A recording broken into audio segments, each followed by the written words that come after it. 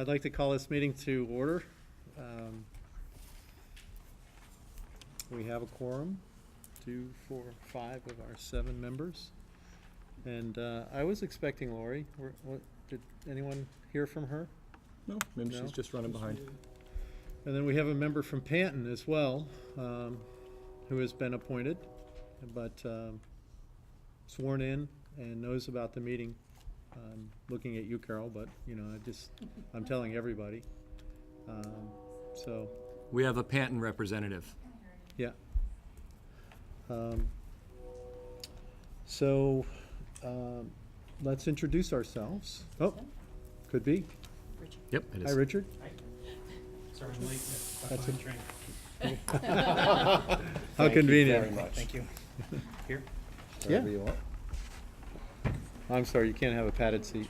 Makes the meetings go too long, you know. I know you're kidding, Kurt. You know I'm kidding.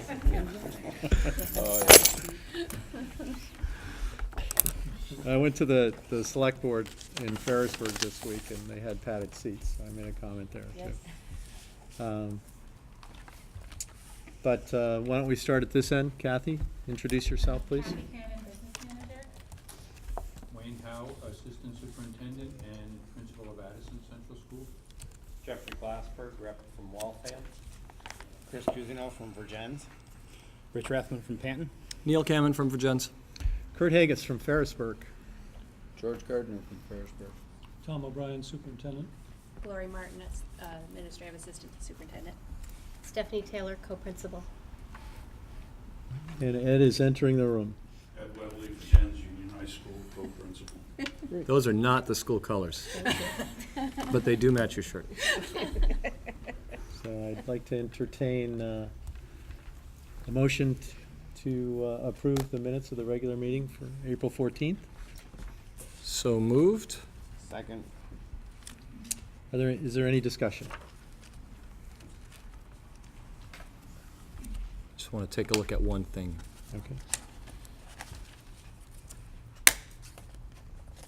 Gloria, I had offered a quick comment to the April 14th having to do with had been another tier of cuts that had been proposed but not articulated that the board elected not to entertain, and that wasn't reflected in the minutes.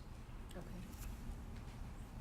So it would be under the, I guess it would be under page 2 in the description of the tiers. There was a tier 3 that had been envisioned around another $100,000 that the board didn't really choose to talk about. My memories sound there, right? And that was unidentified because the people in question had not been spoken to. It was identified as 2 FTEs, but the persons in question hadn't been spoken to, so they weren't identified. Exactly, yes. Okay.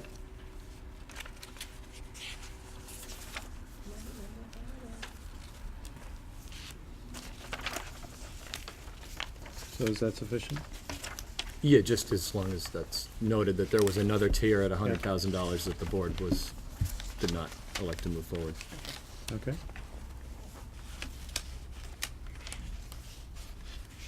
Any other discussion? There's a motion on the floor to approve the meeting minutes from April 14th. It's been seconded, and not hearing any more discussion, I'd like to call for a vote. All those in favor, please signify by saying aye. Aye. Are there any opposed or abstentions? So I would entertain a motion now to approve the special meeting of April 28th minutes. So moved. Second. Oh, fine. Any discussion? Hearing none, I'd like to ask for a vote. All those in favor, please signify by saying aye. Aye. Any opposed or abstentions? Thank you very much. Public communication. 1, 2, 3, 4. 5, 6. Hi, Carol. I have a couple things. I was wondering if there was an update on the 2013 audit. The only person here would be Kathy or Lori. I have draft. Oh, Yeah. We have a draft. nice. And then, So we'll hear about that during business manager report out. Yep. Stick around. yeah. And then, there was a projection, FY14 projection of 434,000 deficit. And, you know, my concern has been about the fund balances, that we're using a fund balance to use as revenue for 1 year, but we're spending it the year before. So the actual, again, is going to have a deficit of at least $434. So, but my question too is, we've been under projecting special ed. And so, I'm wondering if the board and, the financial, business person is up on, you know, are we going to have as big special ed deficit as we did in FY13? We did under budget special ed for FY14, but we did not for FY15. So FY14, we did under budget for special ed. Is that included in this total that you? Mm-hmm. Yes. That's included, so you're pretty confident that it's $434,000? Well, as of April 14th, it was, yes. Okay. You do realize that if someone moves into the district, it changes everything. And there's no way you can predict that. Right, when I got the education costs from the Department of Ed for our district, it went up to $2 million for fiscal year 12. And I'd like to give you a copy of it. But we were projecting, I would have to look in the book, but we were under projecting. And from what I understood from Bill Talbot from the Department of Ed, is that you project the prior year in special ed. But we haven't had a discussion, but my assumption is that the projection was being taken from the proposed budget, not the actual budget, if you follow the numbers. So I was wondering, you have on the agenda committees, because I don't know if one that I'd like to suggest is going to be discussed. Do you know the committees that you're going to discuss on item A? Yes. Could I know, and then suggest one if you're not going to discuss it? Well, we're very open about communication during the course of the meeting. Why not stick around and you can be part of the conversations? Okay, yeah, sounds fair. And then the last one is, there's a law, and there was a big discussion about teachers, you know, and how the downsizing went, and teachers being involved. And Title 16, Chapter 9, 563, it reads, shall determine the educational policies of the school district. These are powers of the school board. Board policies shall be of general application to the district, shall be in writing, codified, and made available to the public. Board policies shall be adopted at regular or special school board meetings. A school board shall give public notice of its intent to adopt a board policy, stating the substance and the proposed policy at least 10 days prior to its adoption. And emphasize, as I go on, a school board may also approve or disapprove rules and regulations proposed by the principal or superintendent for the conduct and management of public schools in the district. And I voiced my concern that we're, especially our world languages, we're cutting them instead of, my opinion, instead of doing administrative, interdisciplinary positions. And so these are great teachers who want full-time jobs. To Addison's benefit, we got one of them, but it made me realize that here's a man who had administrative qualities. And so, I worry, will you be able to offer our kids a variety of languages by a bilingual teacher? But I just wanted, the policy says that, the law says that school boards may also approve or disapprove of what's going on. Yes, we do. Thanks. Thank you. Anyone else? Hi, Kathy. Hi. I would just like to ask that at every school board meeting, that there be a microphone available for people to talk with so that everybody can hear. Okay, I asked Ed to do that, so he will. It didn't happen, I apologize. Yeah, that's okay. We asked. If you'd like to move closer to us, you're more than welcome to. We can move the chairs, even right here if we need to. But I did act on your suggestion, Kathy, and we'll try to have that done. Asked. Anyone else? Okay. So next on the agenda is board communications and graduation schedule.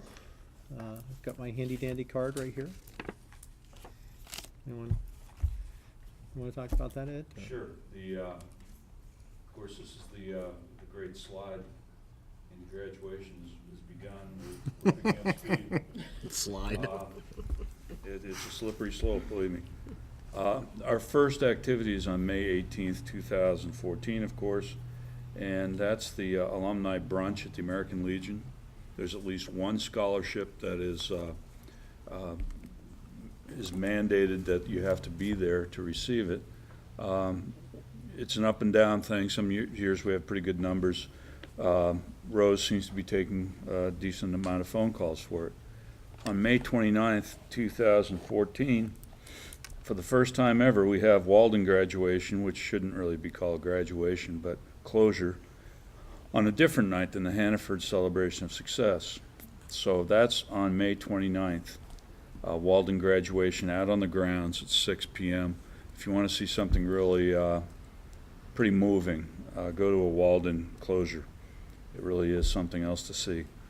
Then on June 1st, 2014 at 6 o'clock p.m., we have a baccalaureate at the high school gym.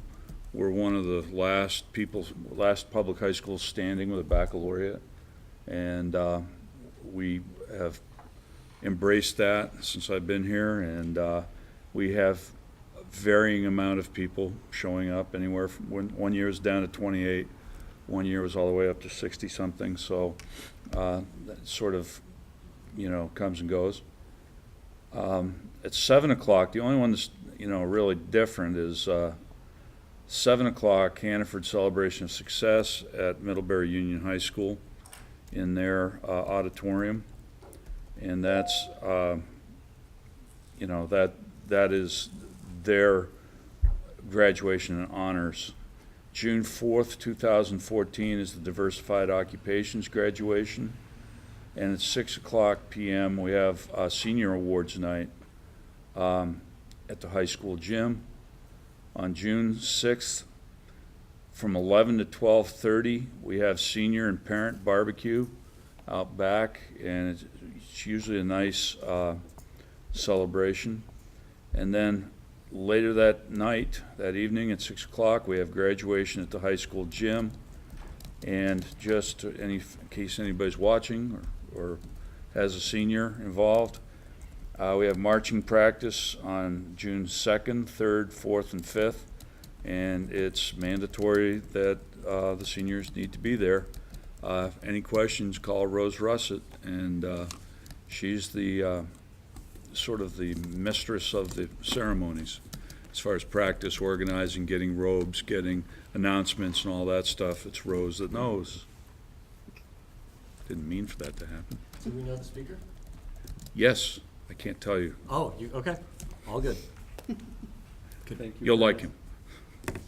And he's one of us, so, Rose that knows. but we're not supposed to let that cat out of the bag. That's fine.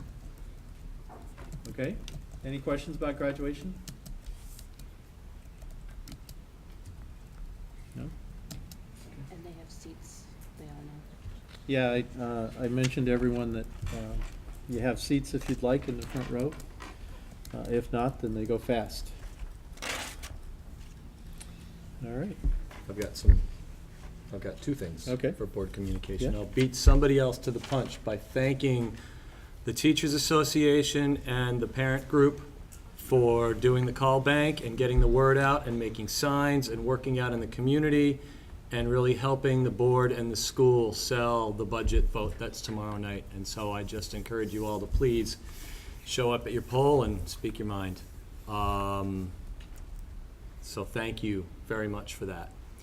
The other thing is there's been a lot of traffic recently on Front Porch Forum social media.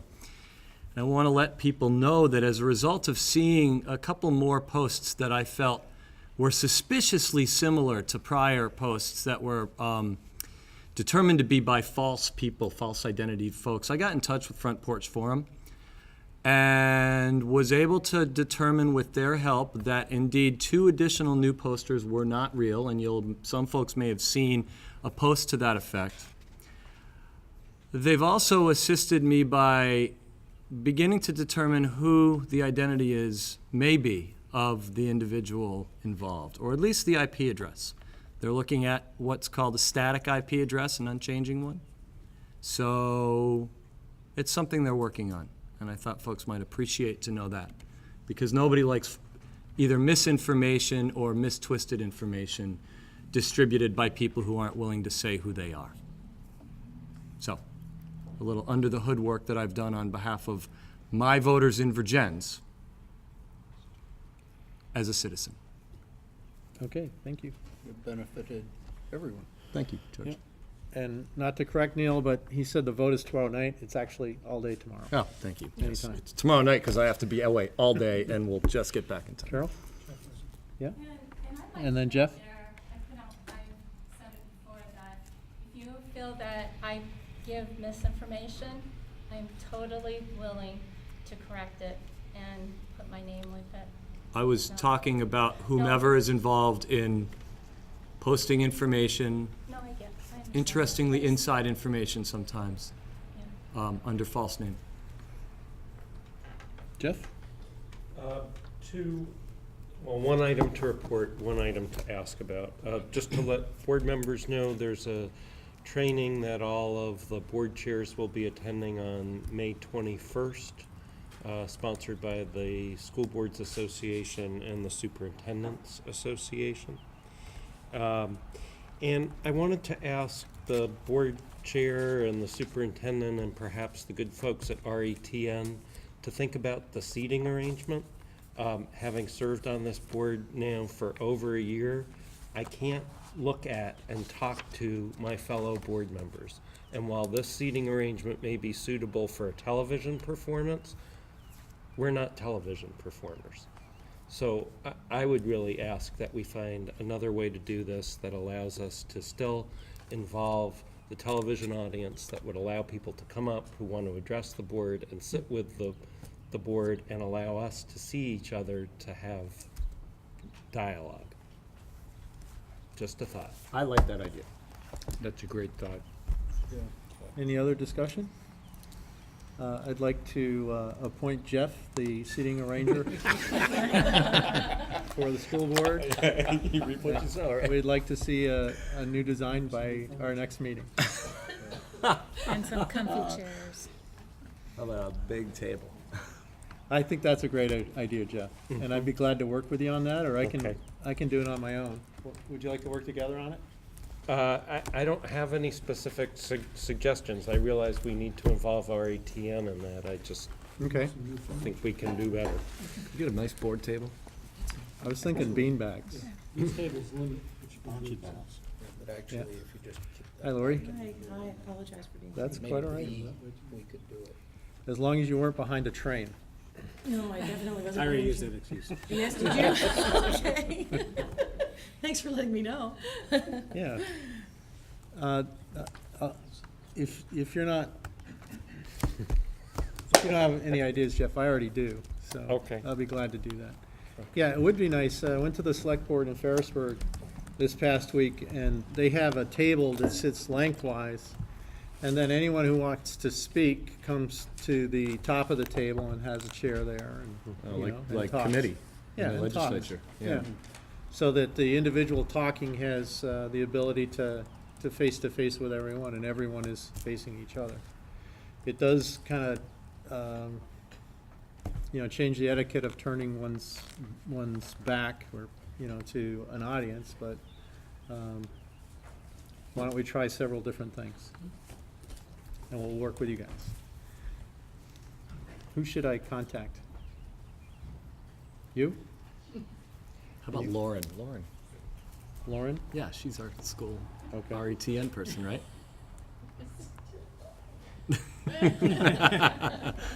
You might have Student some engineer. ideas from other meetings or other situations.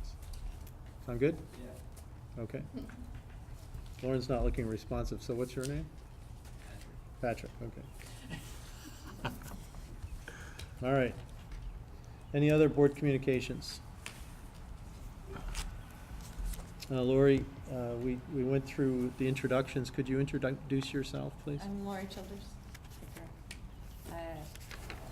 I'm the Addison rep. We did get through public communication and approval of minutes, and we're now, I think, finished with board communication. May I make an inquiry about the minutes? Yes, you may. I sent an email about, Well, before you Go ahead. start talking, you would need to move to amend. oh, I have to? Yeah. And then we can. Only because we Okay, already 'cause went they through did it, it- but okay. you can, I mean, Yeah. Okay. Let me.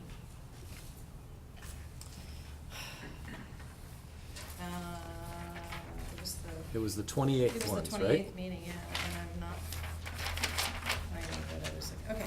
So, I'd like to make a motion to amend the, minutes of, VUHS 428 to remove, motion was voted and passed on page 2 of 2, top of the page. Well, I'll second the motion. Okay. So I didn't think we made any, I didn't think we made a motion in this paragraph. I know we made a motion to do, We authorized the chair to enter into a contract. I Yes. believe that's what that, that was the only motion we made. right, but I believe that sentence is referring to the motion. It's just in a different paragraph, and we That's have right. some other stuff in there That's that's being correct. discussed. Discussion ensued, the modifications being made to make voter approved lowest bid. Motion Committee was elected made to and negotiate, seconded. and motion was voted and passed. Okay, Yep, Thank it you flows for the by- clarification. Okay, I mean, So would you like to withdraw the motion to I amend? would like to withdraw, thank Okay, you. thank you. Thank you, Chair. Next on the agenda is educational presentation. Resource Response Center, RRC, and I have some handouts for everybody. 1, 2, 3, 4, 5, 6. Sir. Yes, you may. One of the reasons we've got 4 of our professionals here tonight is because, if you remember in my article in the Addison Independent, I talked about that great behavior programs are not cheap, and this is kind of the secret to a lot of our success with student behavior, why we're a safe school, and why our YRBS numbers are so high, is because of these people. And it's really remarkable the work that they do. So I'll let you take off. Thank you, Mr. Webley, and good evening, everybody. Right on cue, when you were talking about seating arrangement, I am not going to do it, but I'm actually wanting to say that we walk into classrooms, as an example, and do changes with seating arrangement just for the purposes that you were talking about. What's the most effective way for a classroom to communicate if it's broken down? So I would have come in with this team, or myself, or any one of us would have been able to walk into this board meeting and say, what about this, what about this? It might be more effective to do this and this. And I even have old tennis balls that we split in the middle, and most of the classrooms will put them up under the chairs so that when a circle has to be formed, we can do it in very little time, and then back to desks. So that's just a quick thing. I felt that Are was you a good volunteering cue. to? Yeah. Well, we're all about circles, but what I'm gonna do is a little background and overview, and then John has something visual for you. And again, the way you configure yourselves, it will be to be able to see something up on the screens there if you needed to. Yes, sir. Could we all introduce ourselves to the That's what board? we're doing Okay, with thank you. So, I'll start with that, and I'm Lee Shorey, special educator and community service advisor, and we are a team, and we have two missing players, and I'll mention them. Michelle Chamberlain, she is the Commodore Bucks manager and the RAP intervention coordinator, as well as a special ed para-educator. And we're also missing Tim Healy, who is a JV lacrosse boys soccer coach. He's in a game. He is also a paraeducator and a 504 coordinator. And then Lori Stedman, she can introduce herself, but she is a woman of many trades and is a special ed paraeducator, but she is also a receptionist responding to teacher and parent calls, and manages the Swiss data collection and retrieval, and is often first line of response, triage, when a student is referred to ROC. What can you Like add? she said. Hi, I'm Ralph Bernardini. I'm a math and science teacher in both the middle school and in the high school. I mainly teach small group classes. Some classes involve everything from Walden to middle school math to high school mathematics. I'm also responsible for some interventions when a student is doing poorly in like a science class. I can go into that science class and help the student out, or if needed, if the student needs to be pulled out or a group of students need to be pulled out, I can help those students to ensure their success in the class. And sometimes that is a matter of a week or 2 weeks, where we go into the classroom and we find the best ways to help out and ensure success. We can get more into that. And we'll get more into that. John McGuire, behavior interventionist, paid by CSAC, but I spend 99% of my time here. So Resource Response Center, RRC is what students mainly refer it to, is an evolved department from two historic resources: Alternative Collaborative Team, which was contained, and the Student Support Center, SSC, which was the, quote, planning room. And what happened is that both these contained and generalized program serve students referred for ongoing disciplinary violations. Sorry for my back. The idea was to blend the practice of these two resources, effective interventions and support strategies, into one department that responded to all students, middle and high school. Two principles prevail in our response approach. Change comes from building a positive relationship and using restorative action to correct behavior. RC's mission is to respond to the majority of Tier 2, and I want to add another principle I was thinking of, is that it is not a one-person game anymore. I used to hear Lee Shorey, act, and then I add, you would add Ralph and anybody else that worked for me. I knew that in order to generalize and maintain intervention and look at inclusion in the model that the state wants us to, it needed to be a team approach. It's not a one-person approach, and that's what this is all about. So our mission is to respond as a team to the majority of Tier 2 referrals from teachers where the violation is occurring with the main intention of keeping the student in the learning environment. And this is where Mr. Webley kicks in. Tier 2, could you explain that? I will.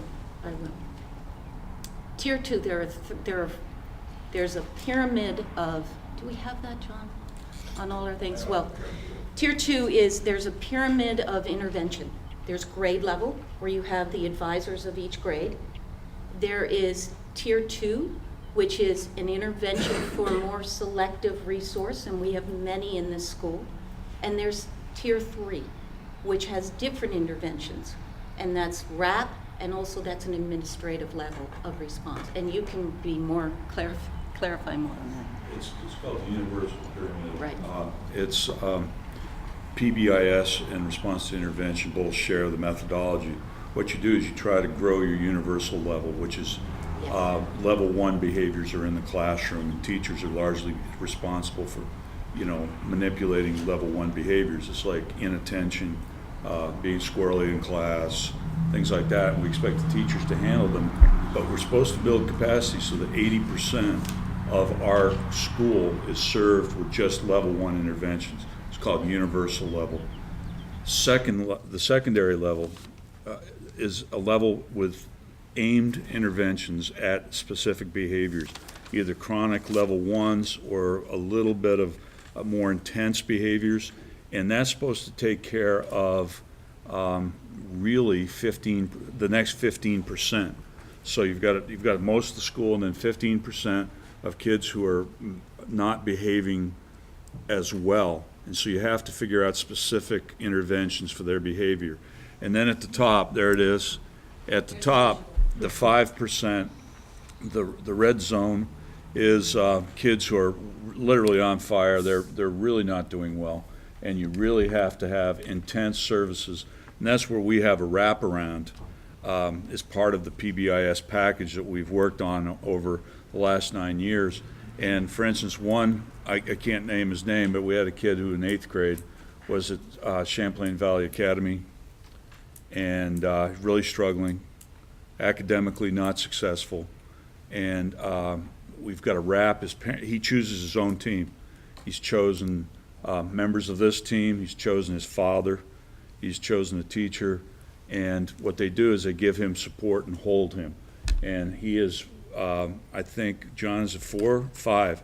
Now he's been on high honors 5 consecutive semesters, and he does not get in trouble often. Very much at all, less than anybody else in the secondary level, for instance. And it's mostly because of the relationships he's developed with trusting adults. And that's the we call tertiary level, the kids that really need help. And so we get out, and there's social workers involved and family involved. So this whole model is an intentional model that they carry out. Teachers do their part at the universal level. Once it hits the secondary level, it's RRC, and if it's a violation of civil code or anything in Title 16, then it's Steph and I have to deal with that by law, because we have to report it to Montpelier. So. For years of that best work, session after session in the summers, to build an educational home of initiatives, you need a foundational piece, and the foundational piece here is the PBIS. And one of the things that... Could you please tell us what PBIS means? Okay, good. I'm assuming you know these acronyms, and I apologize for that. As a special educator, I double apologize for that. It's positive behavior intervention supports. So a peer review protocol planning process is a generalized intervention practiced in all grades by RC that supports the 2 principles of building and restoring relationships to increase corrective action and maintain behaviors that ensure achievement. One of the things this department has done, combining these 2 historic resources, is we really want to know that any intervention we do, it is maintained once the intervention doesn't take place anymore. And so that's the key thing. We needed to see maintenance. And I'll explain more on that when we talk about interventions and the data we keep. The VUHS 5 guidelines are RC's reference point for all instruction on and remediation of behaviors. RC's department's primary goal is to increase the number of student referrals for following guidelines over the student referrals for violation of guidelines. So one of the things John has on a visual is more explanation, a visual of our different roles, as well as the different interventions that can take place. And we also have a file that any of you can access that explains the components of what we do, as well as some of these good questions as far as the different levels of behavior that we respond to. And you have to see, there's something up there, John, that's blocking the... So John, you can explain more on this. The things that you see are purposely written in different size fonts. The bigger the font, the more often we deal with that particular infraction. So a quick look, you can kind of see that bus behavior, academic dishonesty, those kinds of things are pretty rare. But we deal a lot with tardiness, socially unkind behavior, conflicts with peers, conflicts with teachers occasionally, that kind of thing. Rude behavior is another one. Pretty much all typical high school stuff that all high schools have to deal with. What we're doing here is kind of and it's been mentioned, I believe, the notion that relationships must be formed before any changes can be made in any of these areas, any of these categories. Because kids at the high school and middle school age will just listen, but they don't hear very often. So I guess, is that enough, Lee? I mean, yeah. And the next, we'll give you an idea. And Ralph and Lori Ralph kind of sort of scratched the surface of the extent of interventions. And what Lori does is she keeps track. She's our data guru, and she is in charge of making sure that data is generalized, and that's a work in progress. It really is. I mean, we need to continue to know how to be more effective, more immediate, because decisions are all based. And one of my favorites is when I went to the team and said, I don't want to stand in front of a school board and have them say, well, what do the kids think? What do the teachers think? So every time an intervention is done, we have the students come down and do an evaluation on it, and we keep data on their responses. And we tweak it. Mr. Webley came down and said, I need more data on what about bullying. Make sure there's a question on the evaluation after a student has an intervention that says, did it reduce your negative relationship with this other? I can't remember exactly the wording, but it addresses whether bullying has decreased that whole behavior between two people or more than one person. And they respond to that. They also respond to, did your relationship with your teacher improve? Did your relationship with your peers? So we keep data on their responses. If we get a lot of red in which they go, no, no, no, no, no, then we tweak the intervention so that it's more effective and positive for the student, as well as the teacher. Back to you again. Sorry. She's referring to. But talk more about interventions and also the amount of roles that we play that aren't necessarily referral based. I mean, there is no standard intervention Other than circles. other than circles, and that's just the means to get to where we need to go. It's we have to meet the student where they're at, and we have to try to get them to where they need to go. And that's not, obviously it's not been an easy fit. It's sometimes a round peg in a square hole. And so we have to try to figure out what is needed to take place, whether it's community service or meeting with a mentor. Sometimes it's meeting with a student that had gotten into trouble quite a bit in the past and had walked down that path before, and setting up times where they can meet up either in callback and actually try to form a relationship so that we don't have two kids that went down the wrong path and then had to turn it around. And sometimes that intervention can be a mentor going into a classroom and actually helping them out as well. We try to think outside the box and come up with as many different solutions as we possibly can. Whether it's someone from the community and doing a duo student working with Dennis West, or working with however we can inside the system.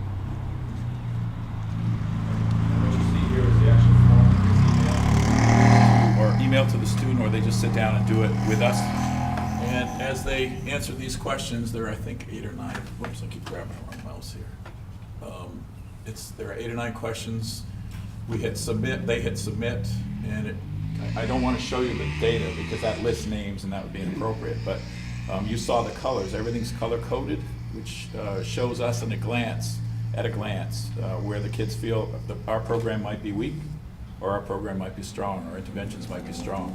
The other thing you can do, as with any database, you can sort on the kid and find out how many infractions they've had, that kind of thing, or which areas we're weaker on, quite frankly.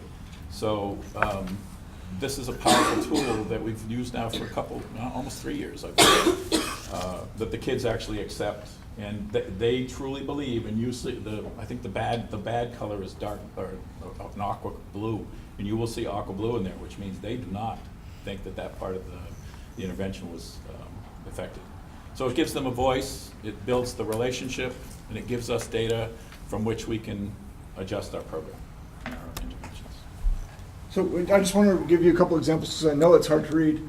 Did you feel that you are more likely to report an incident of bullying and harassment because of the school's use of behavior protocol plans? Is an example of one of the questions. Another example is, if my infraction was related to aggression, potential harassment, or potential bullying, I feel that the behavior protocol planning process has made me less likely to commit the same offense. Those are the two. Those are the two with bullying. Just others are just how committed they were to the protocol plan, the process that it exists, and the circles that actually they received peer feedback. If you'd like a copy of this, I can get your emails and send you the same link, and you can see it. You'll just see this, you won't see the data. We also have a file that has the templates for peer review protocol plans. We have 2 videos that were done by Wendy Erickson, a friend of mine, in which she did one on transformation, which had to do with all our initiatives. We hope to update that with another grant that Jill Struby has just received. There's one on protocol peer research circle, which gives an example. Now, we use these for training, and I have also shared them around the school and around the state. We do, John and I and Ralph, and we want to get Lori more involved, who will be doing some restorative justice training. We've gone to UVM, we've gone to Castleton at Best. We did workshops. This school was the first school to take students down to Best and have them circle up and do a demonstrative circle of peer review protocol. We had so much feedback from teachers in Channel 3 News that we've gone the rigmarole with them, as well as Charles Johnson, who works for the state. He has come to observe us. Here's an example of it. This is a peer review protocol circle done down at Best with students. And we have testimony on this video from students. Actually, a student wanted to come tonight and give testimony. He's a 9th grader, and he wrote it all up and wanted me to read it. But I'll be putting it on the new video. I'll have him on there. So we have a lot, and Lori's one that can tell you, Lori can tell you about the data that is kept. If you were to call and say, okay, 8th grade, where, when, and how much in regards to a breakdown of guidelines do you observe this behavior? How is it being dealt with, and what's been effective? We're going to get better and better at taking those phone calls, and Lori is able to respond to teams of teachers, as well as parents, as well as students themselves. I think the most critical part is that we're a team, so they aren't just dealing with me. I can be pretty wicked. They're dealing with a whole group of characters that one of us is going to be able to reach a place that nobody else could with a student, and we bring them to the other professionals and begin to be able to do restorative work. And Lee, I think one of the most important things about RRC to me, and I think if you asked any student, they would probably agree, we are considered a safe place to go. So if kids are in crisis in a classroom, hallway, lunchroom, getting off the bus, they immediately go down to our space and we listen to them and process it from there. So it's a place where they can cry and be upset and say what's on their mind, and they're not judged. And it's just a really good place for kids to go, because some of the crises that we see are, I can't even tell you, but it's a very busy place down there. And just kind of going along with what Lee said about the data, every single thing that occurs in this school, I log in what is known as SWIS, and that's a educational database that tracks all behavioral infractions. So everything from tardies to AWOLs, kids not showing up for class, kids being late, kids not doing homework, everything gets logged in there. So if Mr. Webley or Ms. Taylor comes in and says, I want to know how many 9th grade girls had cell phone violations in the past 3 weeks, I can pull that up in the flick of a switch, literally. From all of that I do throughout the school year, I also report to the state of Vermont, and that is the Safe and Healthy Schools database that we are required to report all major infractions. I don't report tardies and you know, minor little things like that, talking in class, you know, little things like that. But anything that is a weapons violation, anything that is a level 3, which involved administrative intervention or fighting and, you know, anything like that. And this is all on a paraeducator's salary, right? I had to throw that. So you're bringing this data in even from the classroom, from some, if I got it right, a tier 1 intervention that happens on the fly as somebody's teaching math and has to do a quick course correction. So somewhere along the way, that data form gets filled out? Well, I mean, in a perfect world, yes. Typically what happens, if we get a call that says, I've talked to Johnny 10 times, he's been in trouble for the past 3 weeks, and we can't do anything with him, we go back then and say, okay, what have you tried? What has happened? And that all gets compiled into a report that I then summarize into this very small little narrative and put it in the database. See, accurately, what happens when you do that is it has become a level 2. Yes, right, yes, And that's so exactly. really, level 1s are transparent, because a good teacher will just say, he'll use proximity, or she'll use proximity, or name calling, Bobby, you know, or signals, like, you know, and there's a million techniques that a teacher can use seamlessly that turn that behavior before it gets to RRC. And the other curious thing about RRC, instead of sending kids to timeout, we send the timeout to the kids. Yes. They go to the classroom, and it's cool. I mean, it's the best behavior system I've ever seen in my life. It's because of these people. Not that we can't get better about it, but Neil, if you think of the what holds a home of educational initiatives is those pillars, and I think that what's really key is that we may not know what a grade level teacher has done. At the same time, they will respond to us or make a referral, and we'll come up because it went over 3 times, the violation. But the beauty of RRC is we also intervene for a teacher who calls. Tim Maines called and said, I can't get him to read, Lee. I can't get him to read. What do you think? What do you think? Things are breaking down. And I said, well, we'll do a marathon reading sessions. And I got the chief, and I got Rotary helps me a lot. I'm a Rotarian. I'm pointing right over there to my fellow Rotarian. But I got community members, and we all, during a callback, sat down and read with this class. And it was significant difference for Tim Maines in regards to his curriculum from that point on. You'll see seniors, I work a lot with community service. I have tradition. We're managers of Peace One Day. There's just, you know, Ralph with his Walden. Lori will do many, many things for reporters in regards to helping them feel safe. John has lunch duty. He has lots of things going on in regards to his role. Yeah. Yep. And he was a principal at Harwood, if some of you don't know. And Ralph worked for IBM. Lori worked over at the elementary school with Triple E. I've just sort of hung around here, but for a while now. And then we have Michelle Chamberlain, and we have Tim, who's brand new. And basically, as a team, we're all sold on what we do. And I'd like to take that point to second what you said, Mr. Webley.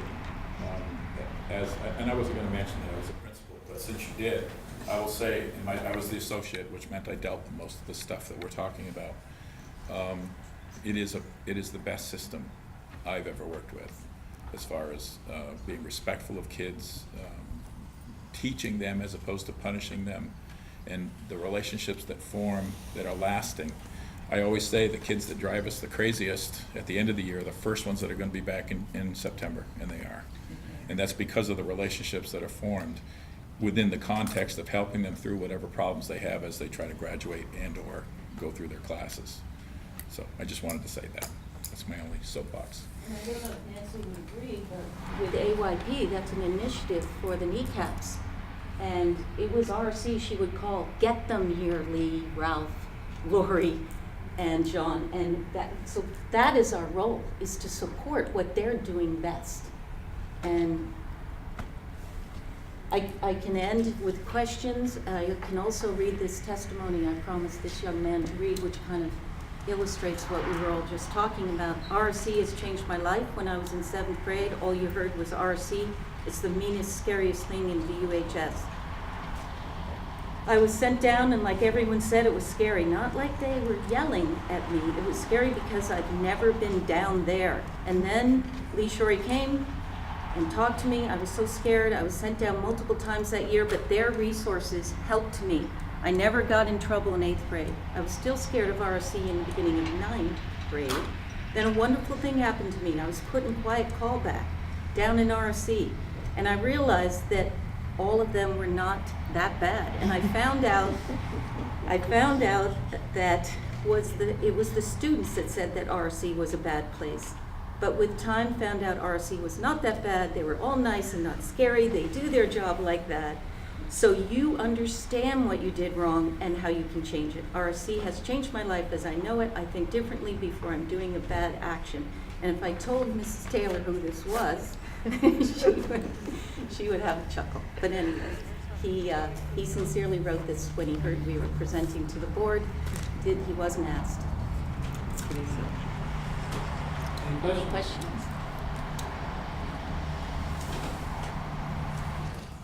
Is this? Oh, Go ahead. I'm sorry. Go ahead.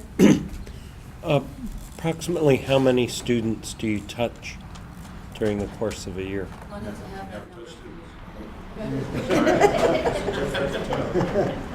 Do we respond to? I actually can answer that really Please. easily. I have to keep track for billing and for CSAC purposes. And at the end of the, right now, I'm between 23 and 2,400 contacts with kids. And I categorize them with positive or related to an infraction or whatever. And typically at the end of the year, this is my 4th year here, it's between 3,000 and 3,500 contacts with kids. If you do that, if you do the math, you're talking probably about, I don't know, anywhere from 15 to 20, 25 per day for me, but that's just me. That's not talking about the rest of these guys. Right, that's true. But this is all just 20% of the student body. No, this is everybody. We're a resource for everybody, and most of those contacts, the majority of what I have, and I can't speak for these guys, are positive contacts. I categorize them as CIC, checking connect, and I can tell you, I can track kids that have had problems in the past. As their CICs increase, their problems decrease. They've formed a relationship, in this case with me, but just as often, perhaps more so with some of the others in the group. That's the secret. It's really all about relationships and trust. And if they don't trust you, they're not going to come to you. And It's George, really that as simple. a taxpayer, you paid me for many, many, many years to respond to 20 students. Now I respond the 500 plus we have here in respect to what I learned in that contained setting and did well with Ralph and others in circles. You now have a school that any one of us can walk in and say, and the generalized teachers, you should see how it's run in the middle school. It's a powerful thing. They can say, let's circle up and let's talk about this. Let's change things for the better. And they will know what you're talking about. I invite you in and look at these morning meeting circles, and that's your advisory and your callback. And it's just so important that this department versus what you see in other schools, it's not a contained resource at all. We will go in any capacity. And the administration has been supportive of that. I'd like to point out, the circle work that you do in 7th and 8th and 9th grade really depresses the number of kids that we have to deal with in 10th, 11th, and 12th significantly. Since we started this, the numbers in the upper grades have gone down significantly and rapidly over the years. And the other thing that's remarkable is that, for instance, I had a real high flyer young woman, senior, second semester senior, having some problems. I don't recall her being down there very often. I asked her, as I was talking to her, I said, hey, what brought you to go down to RRC? And she said, well, all the circles they did with us back in middle school. I trust Lee. She was great. She helped us so much in middle school that I knew I could go down, talk to Lori, talk to Ralph. I mean, they just know because they've been worked with at that early level so intensely, and they form these easy relationships that all of a sudden, even the kid, the high flyer, right, that you'd never expect to see down there, goes down there for help because they've established that relationship long since gone. So when we go down and when we do a circle in the middle school or in the high school, we don't just form that relationship with that one student that had gotten into trouble. We form an entire relationship with that entire group. And they form it with each other. And they form it with each other, and it becomes a strong bond.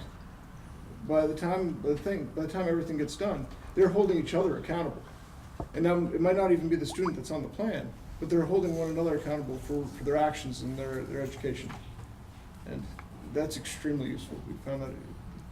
If we have any success at all, it has everything to do with the feedback we get. We get it from parents, but the key to it all is the students have the answers. And we let them know we believe in that. And so they will tell us how to make it better.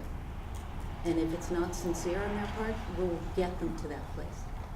It makes students comfortable with owning their behavior and understanding the impact on the community. It's not just, I texted something inappropriate to my friend. I was unkind, I was disrespectful, and I lied about it, so I violated the guideline of integrity. But it becomes, it's not commonplace that this stuff happens, but it says we want kids to make mistakes and practice being good citizens in this setting, because it's how they learn to own that behavior. And it's very, very powerful to have a student realize, oh yeah, I did do something wrong.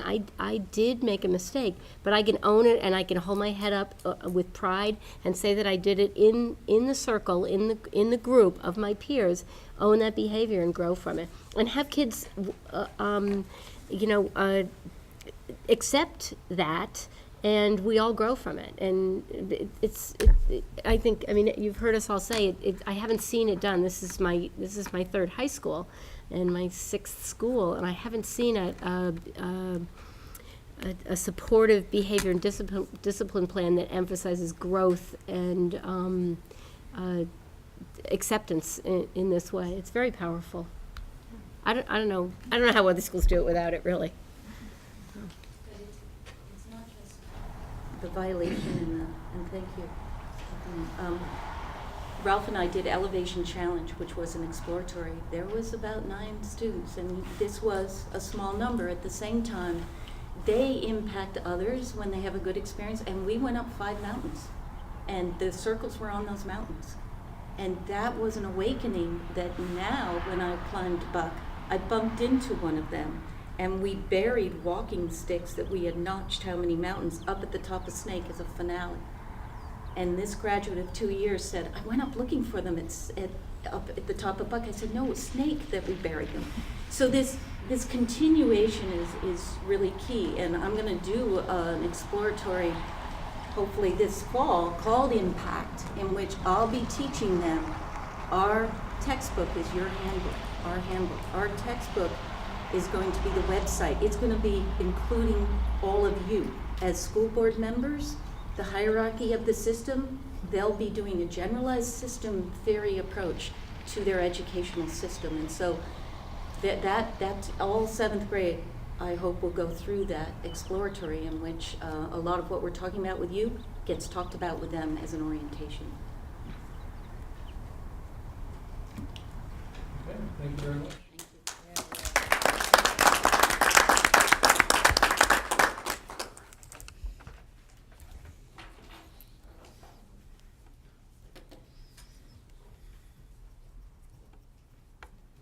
Lee, you asked me to be your timekeeper, and you were 30 seconds off. Yeah, no, spot on. Did you hear that, Stephanie? That was perfect. Out of the park, Lee. Yeah, well done. Well, just the fact that the senior that you were talking about came down to look for some assistance, that's particularly great. And she got assistance. So the next item on the agenda, reports to the board. I can only assume that Tommy Lee and Tia are busy with other pursuits. They are. So That was scheduled activity. go right back to the principal. Okay, I'll start just because it's a continuation in some ways. If you read the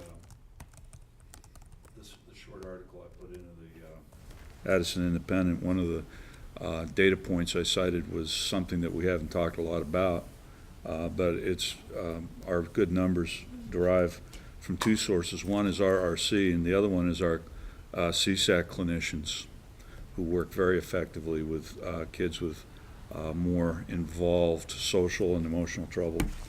YRBS is the Youth Risk Behavior Survey. It's self-reporting, and they've done a number of research items on whether or not self-reporting is accurate. And if anything, self-reporting over-reports behaviors and not under-reports, according to, some fairly academic studies. But if you remember, I went through a bunch of things that we are better than the state average in behaviorally. For instance, weapons isn't one of them, because we're an agricultural community, and kids carry Leatherman, and that gets written up as carrying a weapon. And that's why we're not good at weapons. But kids who did not go to school because they felt unsafe, we are statistically lower than the Vermont average. We're 2%, the state's at 5%, for instance. Physical fights, we don't fight as much as the rest of the state.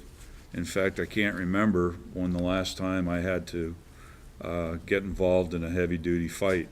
In BFA St. Albans, it was every week. I can promise you it was at least once a week. And here, I can't remember the last one where big kids got in a fight.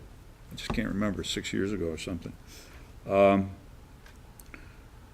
We are statistically lower on injuries and fights on school property, statistically lower riding with a drinking driver,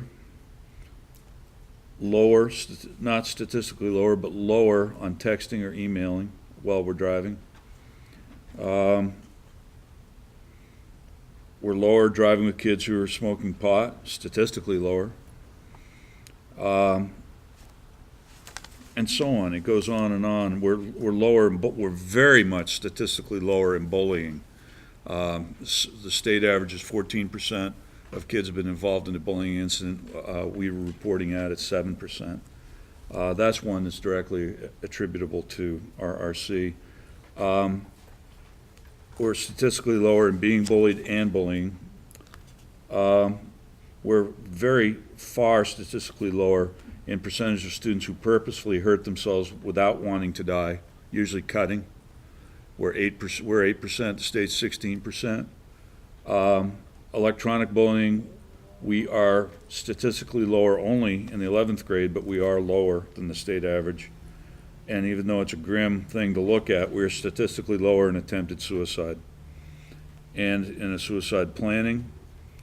And kids who felt sad or hopeless for 2 weeks in a row, we are extremely statistically lower, 12% to 21% of the state average. And we're lower in alcohol consumption, pot smoking, binge drinking, slightly lower in cigarettes, trying.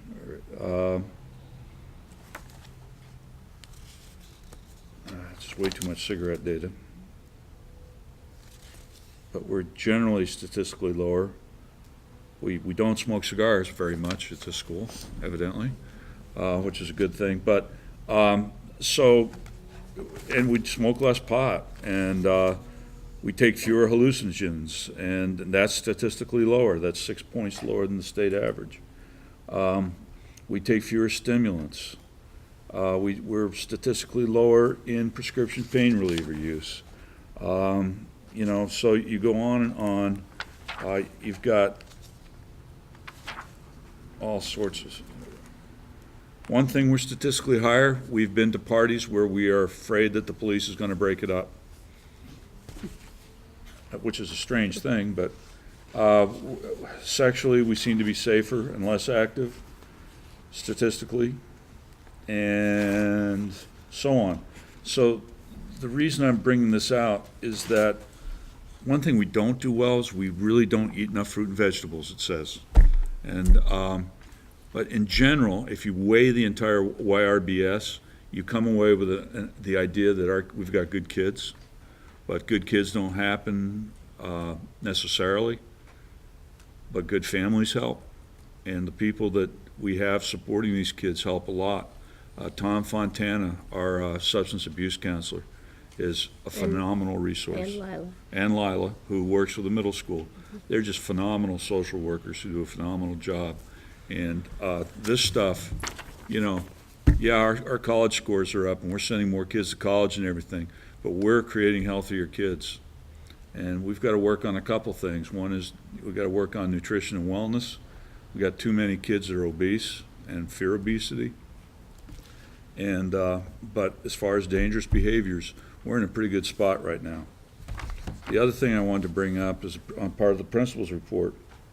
It's something else I reported in there that I haven't reported out much about, and the fact, because it's a little bit self-serving, but this coming week is the week that we have, this year, we have 11 students who are invited to participate in the New England Young Writers Conference up at Breadloaf.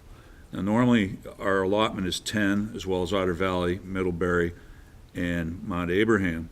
But we got the 11th one this year for winning the contest as being the most hospitable last year. And we've done that. This is my 8th year, and we've been most hospitable 4 years. So you went. You up there? I am. I'm teaching up there. So, and that's why I don't usually blow my trumpet, because I teach there. But it is a wonderful opportunity. We've got most high school. Montpelier's got one. U32's got one. You've got, Scarsdale's got 2. I mean, they come from all over New England.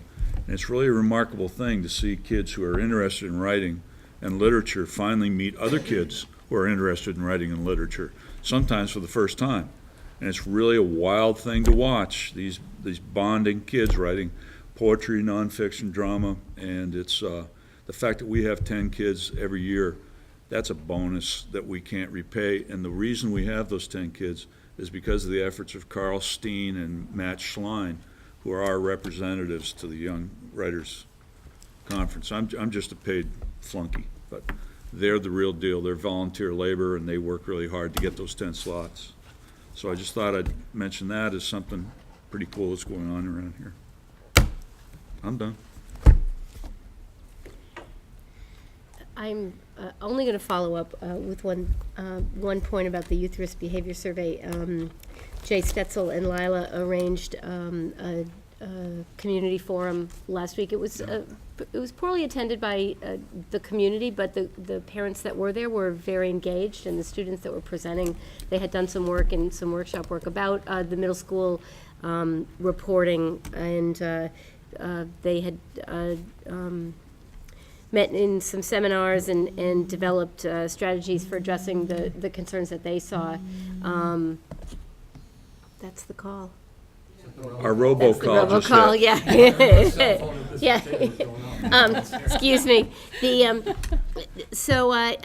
Anyways, the middle school students are very engaged in the process of dissecting and disaggregating the Youth Risk Behavior Survey as it applies to middle school, and what it indicates about their students and their peers. I would go on to say it does take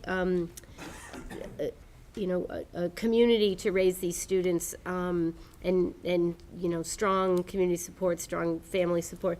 But, you saw the presentation from RRC and the connection with the clinicians, and I think a lot of the results is indicated in the Youth Risk Behavior Survey, indicates that students feel safe in sharing the problems that they get into, whether they're legal problems or not. And the things about drugs and drinking and alcohol and dangerous behaviors and risky behaviors, there are people in this building who can receive that information non-judgmentally and help students find the help that they need without getting into trouble. And I think that's really, really important. It is that level of support. We want kids to be safe. We recognize that this is the time in their lives when they experiment. And, in one way, we want them to experiment because we want them to get good at resisting those sorts of temptations before they go off to some expensive school or some job or some far-off place where we are not at the ready to help them. So I give them a lot of credit. We often are the last resort, and we have to be the bad guy, but they get to be the good guys and point kids in those directions. So. We do a good job of bad guys stuff. Joe? Question for you. I know one of our goals we've been working on are plans post-graduation. Are you at a point where you can report on what that looks like for the class of 2014? It's a little early, but next board meeting I'll be able to give a fairly accurate picture. And also, just as a follow-up thought, we are also enlisted in this data bank of completion, college completion. And it's really entering our second full year of getting data about kids completing. It's not statistically 100% accurate because there's some reporting snags, but we pay money. I forget how much we pay for that information. Do you know? But anyway, the state of Vermont helps us with that, and so we're also going to be getting some data dumps on how our kids are doing in college and what their college completion rate is going to be. So that's important data too. But yeah, it's a little early, so I think next time I'll certainly have the majority of plans and a rough percentage of who's going to college. Great, thank you. Is that what your question was, Jeff? It was, yes. For some reason, I thought you were asking about the graduation night party, but that wasn't what you were asking. No. I know I gave $20 to that, so I was interested. Maybe a good comparison too, I was just thinking, once we get that data, is every college that I know of reports their completion data. Their completion rate, how many four-year students complete. It would be interesting to compare what we're being reported versus what they are reporting. More numbers. Anything else? Okay, thanks. Let's see. Superintendents. I just have two items. The first is an update on negotiations with the teachers. As of May 19th, which is our next scheduled meeting, we'll have met 10 times. I believe the end game is still to try and complete that process by the end of the school year, and we continue to move step by step in that direction. The second is a request that I want to relay to the board. It's a request that came from a set of parents in Bridport, I believe, who are sponsoring an exchange student from Korea. Their exchange student daughter has been in attendance at Middlebury for this past school year, and she and they are requesting for her to complete her high school senior year here at Vergennes Union High School. I'm recommending that the board agree to allow her to tuition pending appropriate arrangements for next year, 2014-15. So these folks want to tuition Her this young parent- lady from Korea in. Right. Her parents are going to be, her actual birth parents will be providing the expense, but she's staying with the exchange parents who lived in Bridport. Is there some particular reason why they want her to come here? Because we're awesome. Well, that was the first question I asked, and the reason, as far as I understand it, is when she enrolled in Middlebury Union High School, they have a policy about exchange students that allows a one-year residence. So it had nothing to do with her like or dislike of Middlebury or any issues with them. It had more to do with their policy around exchange students. It's actually, Tom, I believe, a law that in public schools, you can't, they can't go for more than 1 year in any school. Private schools like St. J. Or Linden can have them for 4 years. It's just the difference between private and public schools, because in my previous school, we had faced a similar situation. 1 year only. That's state law. So we'll I don't know if determine. it's state or national or whatever, but it's just 1 year. So in she one already school. went there for a year? She's been there for her junior year. Okay. And So- Koreans value American education. We had 78 South Koreans at St. Andrews, and they just very much value American education. So it's those particulars that I want to get clarified, but if the board gives permission to move in that direction. Do you need us to take action or just? Yeah, pending appropriate arrangements. So I will make a motion that we accept your recommendation to allow the student to tuition in who lives in Bridport. Good. I'll second the, So, motion and second, is there any more discussion from the board? I'd just like to know, Yep. is this common? I don't know anything about tuition students in. We don't often have tuition students, Lori. We probably have had more students tuition into the Walden program in recent years. It's not a regular occurrence by any means in any of the schools. So this is standard operating procedure for you to come to the board of Commissioners. Yeah, a lot of the tuitioning happens to high schools that have a lot of towns around them that don't have high schools. Yeah. So, as opposed to here where, Addison County, most of the towns, are sending to a union school. So even though we don't have that many tuition students come, we still have to determine a tuition rate on a yearly basis. And this coming year, it's 9,500. I mean, this is a benefit because it gives a little tiny tap of diversity in the school, which is a good thing. Yep.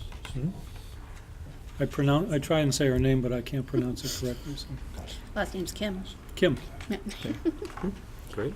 Any other questions or comments? Hearing none? Just, senior? Would she be coming as a senior? She'd be coming as a Yes, senior. great, so she'll graduate with us. The trick will be to do a quick scan of credits, because, that's a triple transfer, and you gotta be very careful of credits. So we'd have to be able to tell her before she actually her parents decide to cut a check, whether or not she could easily graduate under our requirements. And that's what I'm referring to as appropriate arrangements. They Right. they have transcripts, but we haven't seen them Transportation for it? yet. That's up to the parents. Parents. Just like a school choice type of situation. Hearing no more discussion, I'd like to call for a vote. All those in favor signify by saying aye. Aye. Any opposed? Thank or you. Abstain? Thank you, Tom. Anything else? Did you want to, we're going to talk about leave of absence? We do down That's an in executive action session. items. Okay, good. Can I ask an off-the-topic question? Sure. I don't understand how the supervisory union budget works in relation to all the other budgets.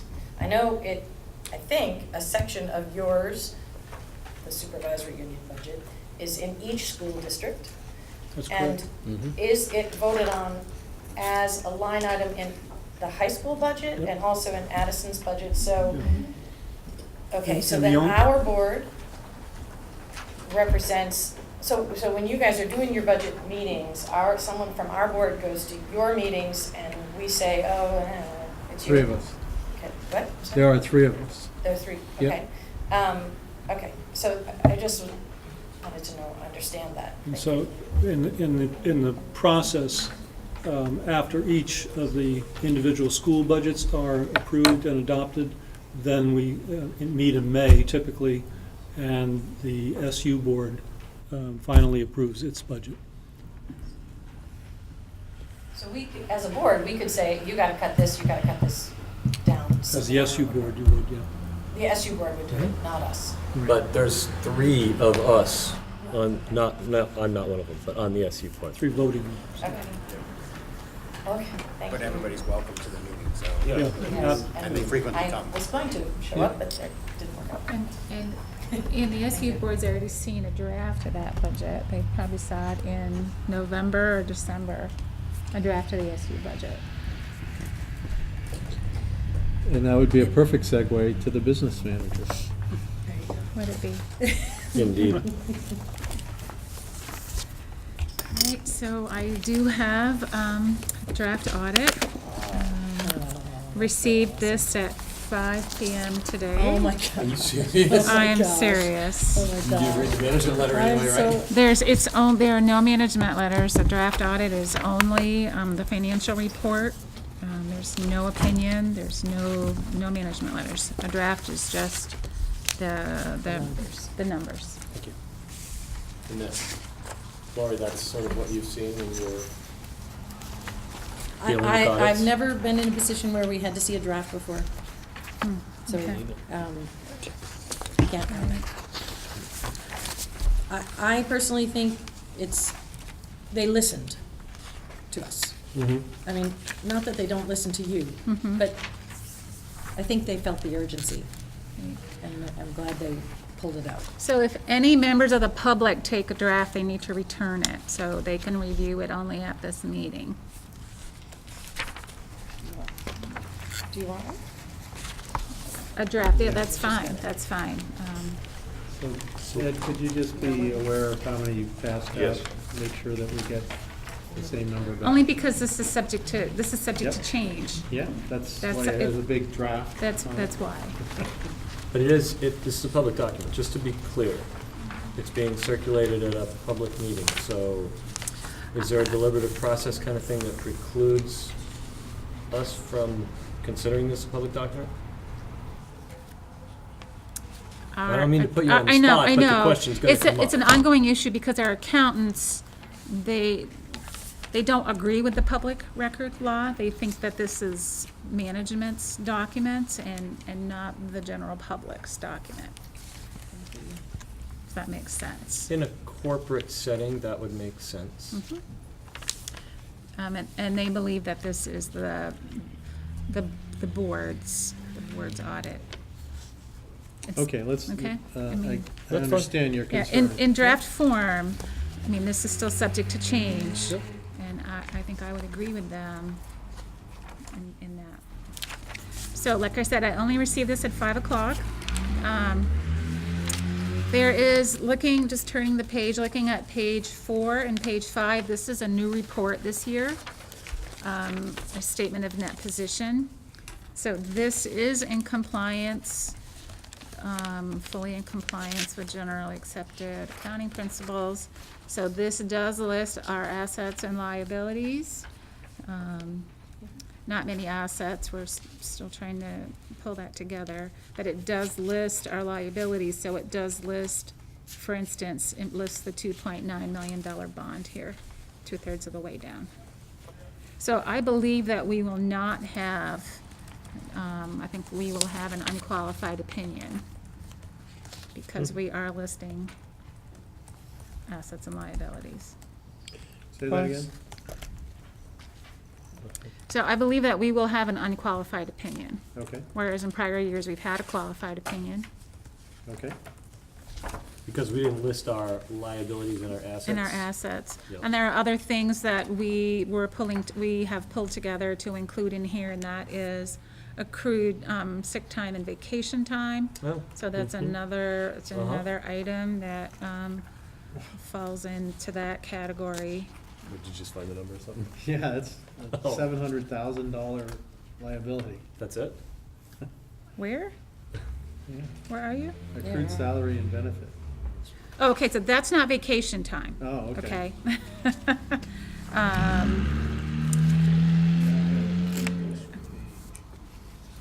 Oh, no, I'm sorry, back on page 4.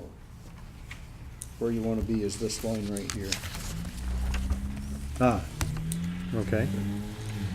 609,000. I mean, not a great figure still, but. So, Well, it's, if, so that number, the accrued salaries and benefits of 608,000, so that would be the teacher's salary and benefits for July okay. and August. So that would be what that is. So Yeah. that's the amount that we pay out over the summer after year end. That's an accrual in these financials. So they use, there's some different language that's used on here, and really I haven't had the time to get it, to put something together for you. For instance, it has internal balances here where we're used to interfund transactions. Okay. Interfund transactions. So, Due to from, yeah, so the general fund really has the cash, has the money. So so for instance, right now, just as a good example on the construction project, they don't have their bond financing. So the general fund is using general fund cash to pay all the bills. And then, so that's an interfund transaction. It's sort of a payable receivable setup between the two funds. It's called an interfund. So if we looked at someone else's, the school district's financial statements, if they showed statement of position, there would be a comparable $335,000 receivable in total somewhere else. On another fund within here. Not between schools, between funds here. Thank you. So we have the general fund, food service fund, construction fund, we have a bunch of scholarship funds, we have student activity funds, principal account funds. There are a lot of funds. Okay, they don't all have a checking account. so if, just looking at page 4, Kathy, I'm trying to Yep. answer Lori's question. If you look up in assets, there's internal balances of 350 as an asset. And on the liability side, it's 335. So if you had all the internal balances from all the funds, Yeah. they would all net Well, out. net to zero. They would Yeah. net All to the- zero. And all the internal balances. Okay. Right, yeah. Got it. So on the asset side, still on page 4, what we don't have on here yet are buildings. Are Because if- buildings. Because if we had buildings as an asset, when we get down to the bottom line here, we would have a positive net We would, position. we would. So, I need to send someone here to go through all the archives to pull out every invoice that was over $5,000 for, because, so that they can put the assets on here.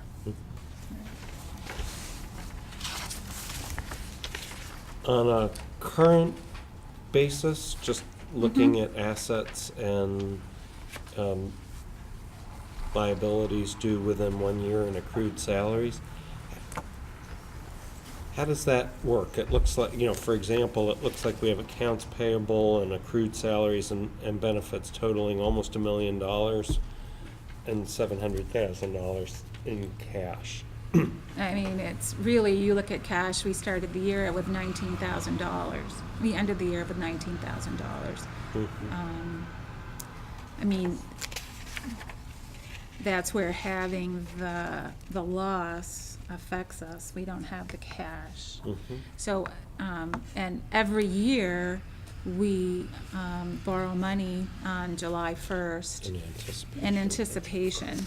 And I mean, really, that money is intended to pay out the summer salaries. There are some school districts that actually pay that out before the end of the year. That, pay teachers out. They don't carry it over the summer. Our finances are not set up that way. I would anticipate the schools that do that, their cash flows are very different than ours. If we were to do that, we probably would have to phase in just something like that. the documents that talk about the proprietary fund, is that the food service? That is. Okay. That is the food service. So looking at page 5, so again, page 4 is a balance sheet under generally accepted accounting principles, not something that we are used to seeing. Page 5 is an income statement, same thing, I'm using generally accepted accounting principles. So there are probably things in here, I'm going to guess, like depreciation is in here, and other items that we would not include in our school budget. So those accrued salaries are in here. There's probably a copier lease obligation that is here. Some things that, like I said, we don't account for in the annual budget. The business type activities here, food service is in here. You know, we don't budget for that. That's a separate fund we have a contract for that, but that is a separate fund.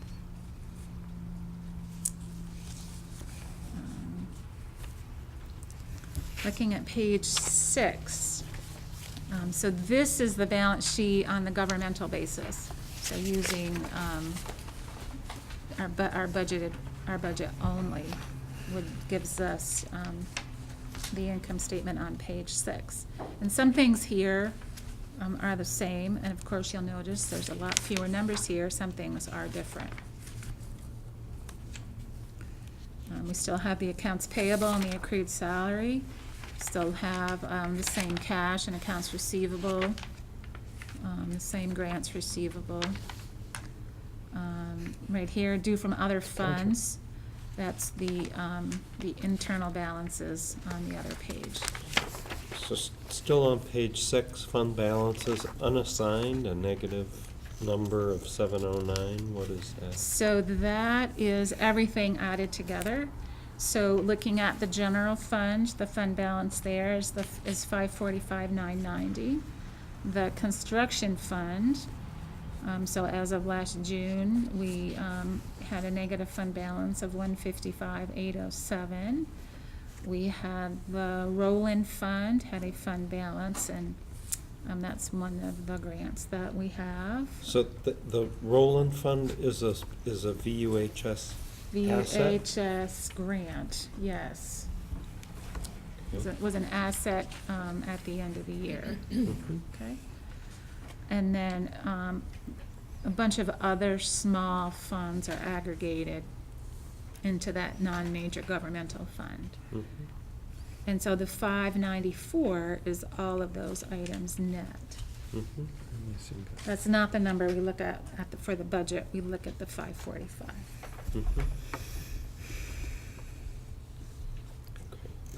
So am I correct in saying if we are looking at page 6 and we look at total fund balances and we look at that left-hand column, general fund, and we look at the bottom, that's the second from look at the number that's the second from the bottom, total fund balance 545,990, that's what we're talking about when we say a deficit from fiscal year 2013? This is the carry forward of accumulated fund balances from FY13. If we turn so page 7 is a reconciliation between the two different balance sheets. That's the deficit. Okay. Right. Before you add Page in the revenue. 8 is the governmental income statement, if you will. All right. So Yeah. looking at the general fund. Total revenues, 9,846,000, expenditures, 10,876,000. So for FY13, we suffered a loss of $1,029,000. We had a carry forward fund balance. Our fund deficit at June 30th is that same 545,990. I'm good with one thing.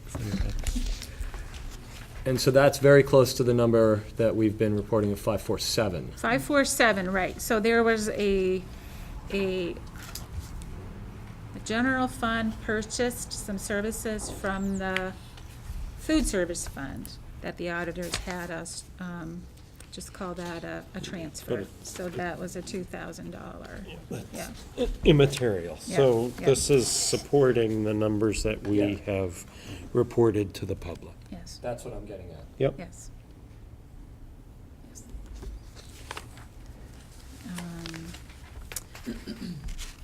So then again, there's a reconciliation of the two income statements on page 9.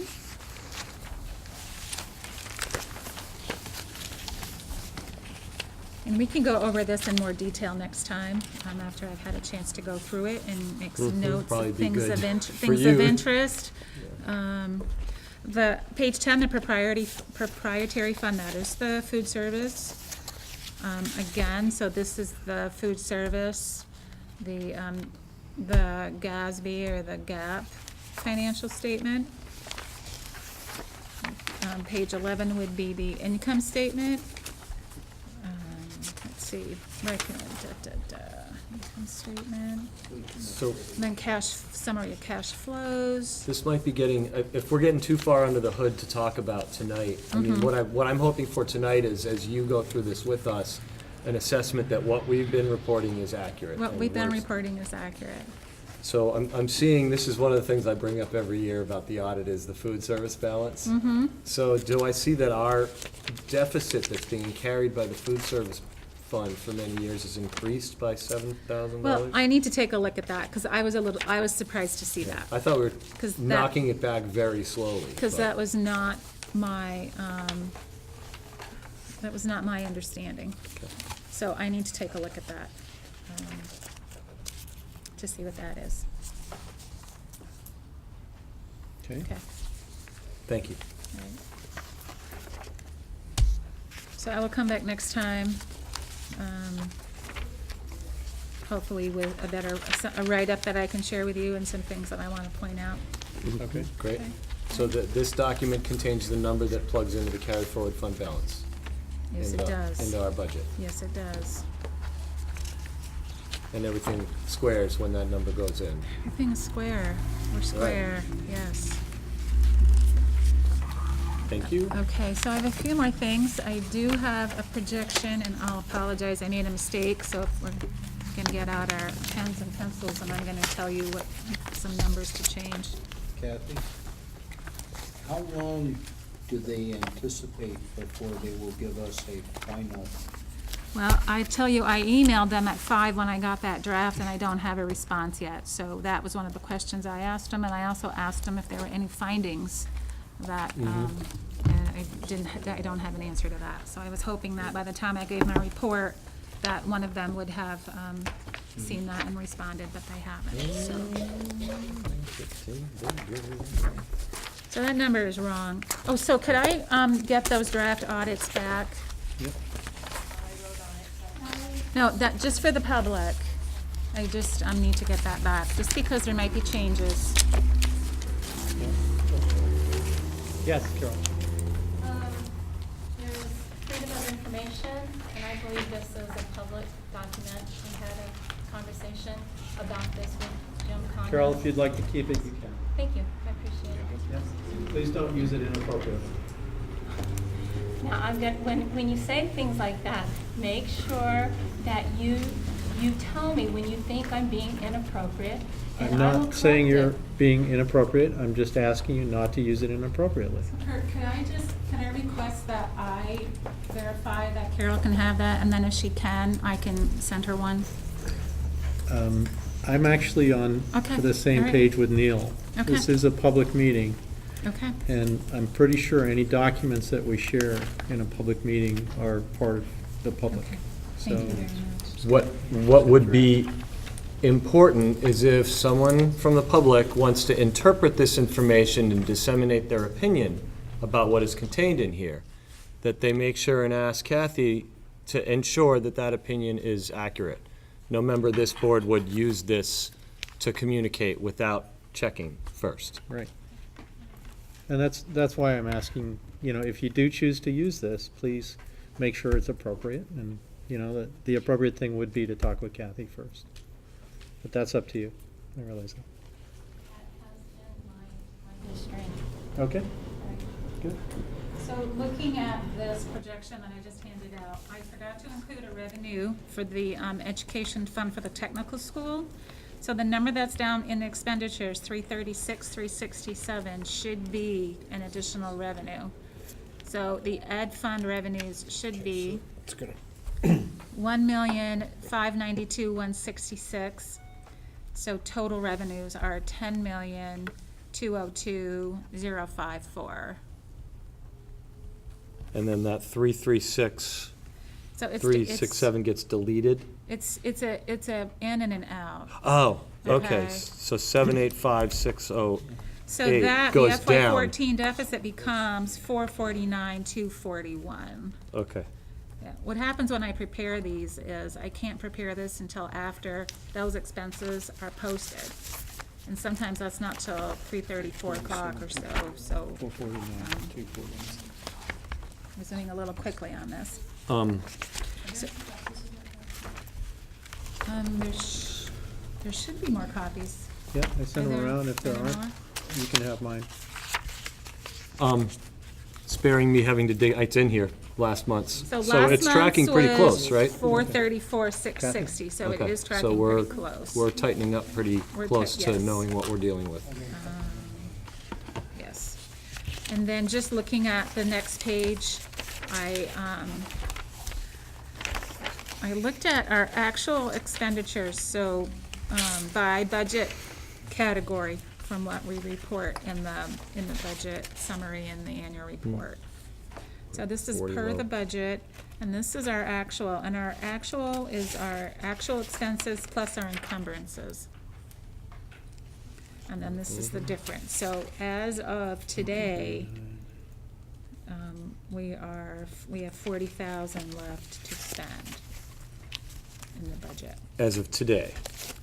including those invoices. Right. As of today. So then if we added, I should say subtracted the 40,000 from 449, it looks like another $400,000 in operating funds if this deficit is accurately projected to get us through to the close. Yeah, like, mental Yeah. math, right? Yeah. Yep. Or so. Which is what we've Okay. been talking. What's that? Which is what we've been talking. Right, no, I know, I'm just Right. I know.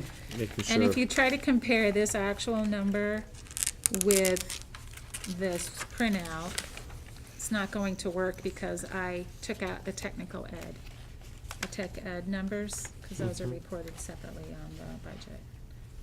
Trying to mirror the budget as best as I can. Okay. Thank you for doing this. Yes. This is really clear and super helpful to be able to look at this on a monthly I basis. don't know if this board asked for that. One of the boards asked for this by category, so I set this up. No, this is just good. Okay. We know where we stand.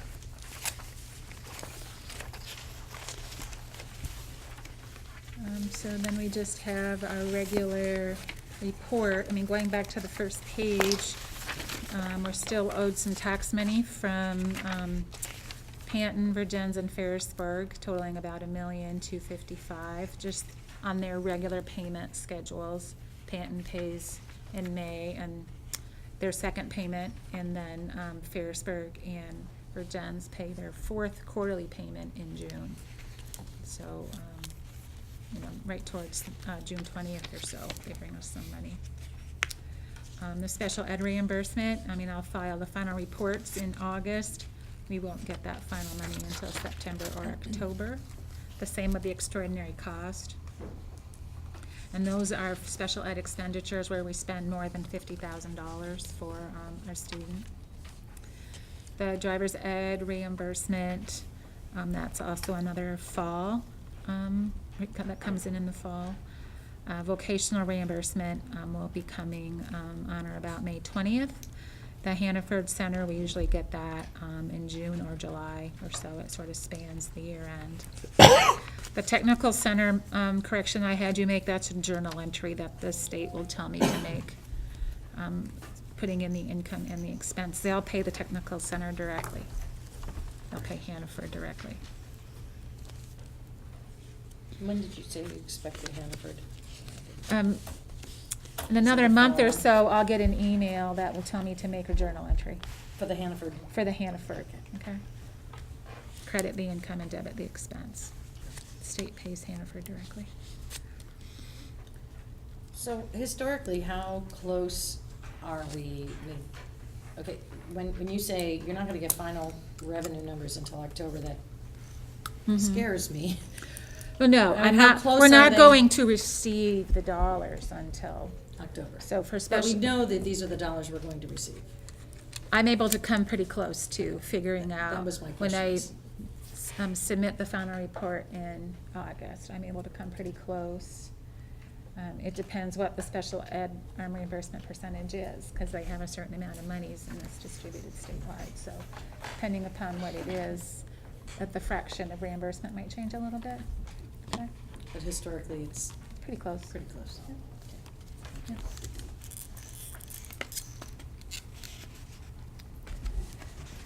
And then looking at the expenses, those are pretty much the same ones that we've been seeing all along.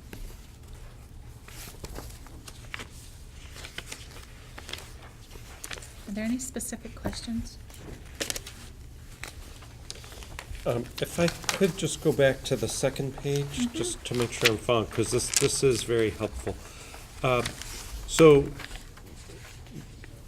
in order to complete the forecast, which is the first page, you then have a projection, in essence, another column of remaining costs to pay. Okay. And that's Right. what gets us. And that's what gets us there. Okay. And that projection of remaining costs is in all these remaining pages? Is that right? Well- Or is it summarized in that page too? I mean, on the No. first page, I've summarized the large ticket Yep. items. Right. You know, I Yep. don't, this is Yep. what I know, Yep. or can guess. I don't know what a teacher might need. I don't know what building maintenance might come up. You know, there's a lot of maintenance invoices in there to be paid. Yeah. There's a very large paper order that was needed. So, I mean, I don't know any of that. Broken pipes. Broken pipes? They do happen. Yeah. You know, they had to, there's some big, large repairs to the lawn mowers, you know, the riding mowers. I mean, you know, I don't know that, but what I know is on this list, or what I can guess at is on this list. Okay. And just an update then, on the construction contract, we entered into, we gave Negley and Chase a letter of intent to move forward with them. We were able to,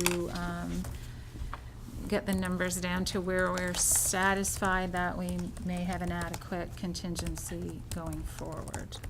We're still working on some of those items, and I think we're comfortable going forward. So, when would we be looking to Get scaffolding started. around this building and start tearing things down? We're gonna start in the auditorium early. Yeah? We are. Through the back door, they're gonna start Yeah. setting up the scaffolding, take down the ceiling. But we are in arrears of setting calendar dates as far as my head of maintenance is very anxious about making sure that we get the rest of the construction schedule up and running so he can make, pre-adjust to the needs of the construction, of the subcontractors especially. So we'll be working on getting that information for him, for everyone. Thank So, you. On that, I just would like to commend Kathy and Jeff on what's called value engineering. A lot of work has gone into the last few months of working out exactly what we are going to include as part of the construction projects and what is included and how much it costs. So I'd like just to commend the two of you. Thank you for the work. Thank you. It was evident when we reviewed it on Friday, and, I'm sure it wouldn't have been as positive if you hadn't put all that effort in. So thank you. Oh, and Lori, I just wanted to ask, did you already give a report about your conversation with the auditors? Actually, it came up. Kinda sorta last couldn't- week, last Thursday. But it wasn't an official meeting, so that nothing in the minutes or anything like that.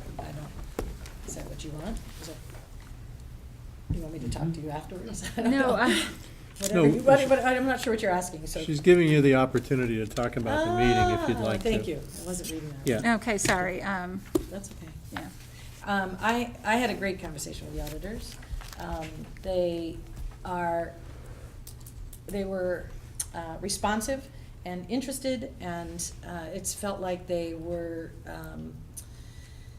very interested in getting the work done for this coming year so that we can get an audited financial statements on a more reasonably timely basis, possibly early in the year Mhm. of 2015.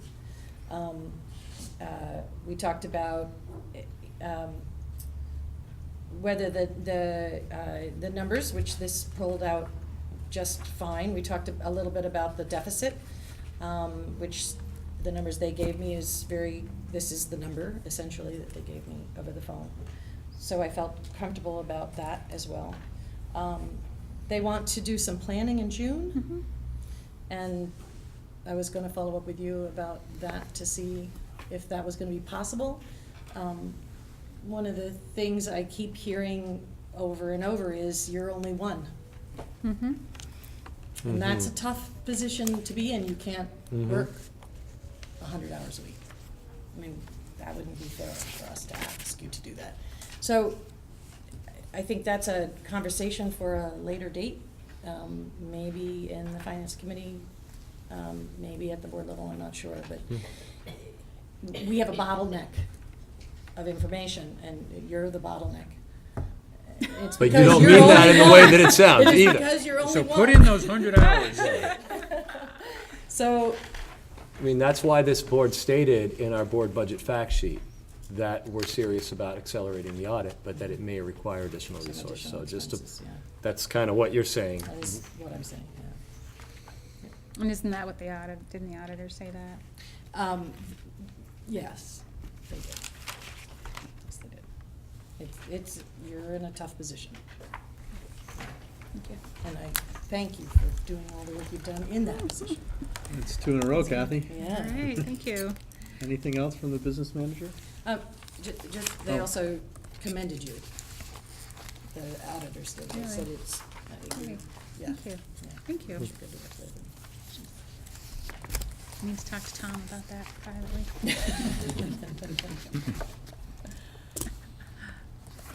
Anything else? No, anything else for me? Nope. Okay. Thank you, Kathy, very much. You're like right on the sort of everybody's point these days.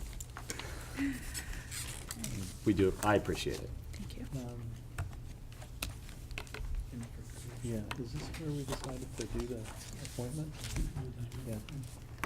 So the next, Hannaford Career Center is the next item on the agenda, and I am very happy to say that Mr. Mike McCarthy has agreed to be appointed to the Hannaford Career Center as our at-large representative.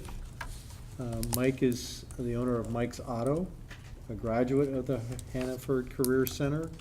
100% of his employees are graduates of the Hannaford Career Center. Nice. And he would like to get involved.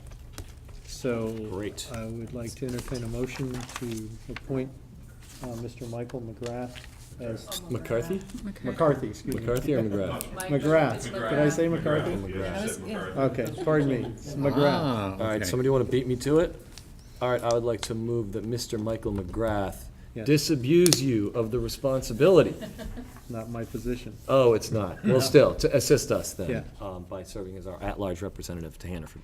I'll second. Is there any further discussion? Has our thanks and appreciation. Yes, he'll be attending his first meeting on Wednesday. He's well aware of the, what's happening at the Career Center. He's already talked to Lynn Cole about it. Great. Hearing no more discussion, I'd like to call for a vote. All those in favor, please signify by saying aye. Aye. Any opposed or abstentions? Thank you very much.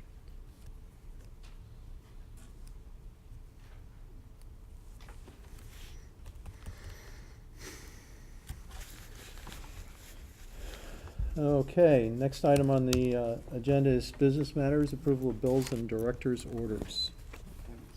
For a total of $328,348.65. 63 cents, sorry, not 65, 63 cents. Okay, could I have a motion, please? Oh, you didn't just make one?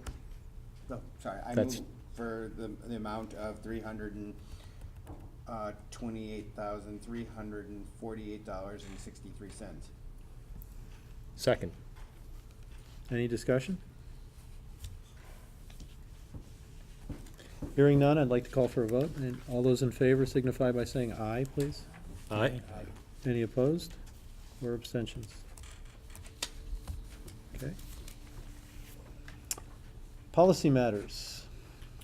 We have two, you should have a copy of, or will be receiving momentarily, a copy of the wellness policy with some modifications that Wayne will address with you and this is for adoption. And the next step will be, you have the local boards this month and the SU finally at the end of May doing its adoption. So Wayne, you want to? So you recall that at the April meeting, it was decided to postpone some action until there could be a little bit more comment on this, and what you see in front of you is the, in the red text are some of the alterations suggested by Lynn, Ed, Stephanie, and Lori. And the question I was pondering was, are these changes substantive enough that it would require warning these changes? And the short answer is no. Ferrisburg approved the policy at their last meeting a couple days ago, Thursday night, and the changes suggested here by the subcommittee, if you will, the high school subcommittee, really aren't substantial enough that I think it needs to go back in the go-round. But let me just point out a couple of them here. You've seen, and I'll comment mostly on the red, but as a reminder, the blue text is from the latest version of the wellness policy as suggested by the VSBA. The black text is what has already existed in, and the red text is their most recent comments. So just as an example, the first paragraph, it says Addison Northwest Supervisory Union and its school districts. That can certainly be incorporated into this document without changing it substantially. The next red section you see here is refers to some definitions which are actually listed toward the back. We usually say it's member districts. That's what we usually say. We usually say A&W, SU, and its member districts.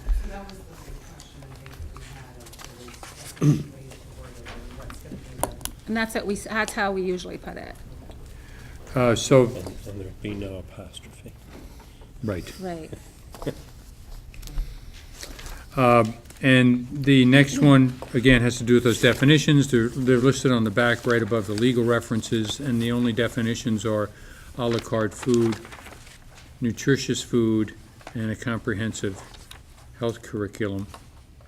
So they would just be listed up front, as often policies have their definitions right up front. The only one that we had in question at that one meeting was PBIS. Because we were putting, trying to work it into the questions for help. Yeah, there is, on page 5, it does specify positive behavioral interventions and supports. It lists, it spells that out rather than just the acronym. I'm not sure if it definitely. I could suggest to somebody who's on a town planning commission, we could easily generate 2, 3, 4 pages of definitions, but for the purposes of tonight's exercise, Let's please not. yeah, let's not do that. So on page 2, you'll see There's a question under B2. This is referenced in PE. The policy already references that statute, so we could put another asterisk there and a footnote, but in fact, the policy already references that part, so I would say we could dispense with that. And then the change between credits and years more accurately reflects the circumstances of the high school, and from the point of view of the 3 elementary schools, does not really change the policy and actually makes it more useful for the high school board. You'll see at the top of page 3, there's a suggestion about including mention of pre- and post-school activities as counting for the 30 minutes of physical activity. That's because high schools don't have recess. right. Wayne, can we rewind just a Yes. little bit, to page 2B sub 3, last element, work toward the recommendation of 150 minutes and 25 minutes respectively. That 225 minutes is 3 3/4 hours a week of credited physical education classes. That's a pretty aggressive goal. The policy on the front page talks about italicized, bolded text as a budgetary supported thing. I mean, can we really do that? No. No, the shorter answer is no. The short answer is absolutely not. All the high school people that stood on the Educational Quality Standards Commission realized that was falderall. I think the language that was put in by our consultant was softened by, and will work toward the Yeah. recommendation, but we can never realize the recommendation. And in reality, you have a graduation requirement that's at the present time of 3 credits in physical, or 1.5 credits in physical education. They are half credit at a time. That's as much as you can usually take in a semester, is every other day PE. So high schools that are on a block schedule may never reach anywhere near that, and with good reason. I mean, you know. That was yeah, I think that was stated from the get-go, that was an aspirational statement that was strongly recommended by the Wellness Committee in developing the first draft of this policy. But it is a huge stretch. If this is unrealistic, then why are we even considering having it in there? The language, I think I can answer. Is it okay if I give it a shot?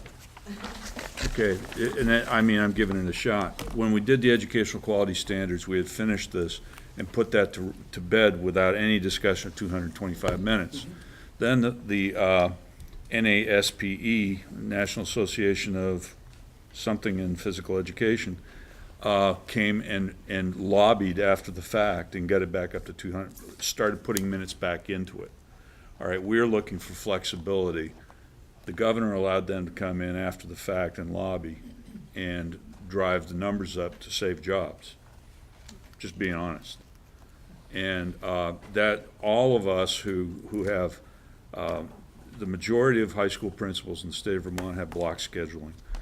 You know, Steph will support me, I'm sure, in saying that it would be crazy to expect to ever reach 225 minutes. However, it's always good to try to expand physical activity within the context, and especially expertly guided physical activity within the context of the high school. But right now, it's like, it's unreasonable. What you're saying, And Neil. you've moved, this is already moved by Ferrisburg.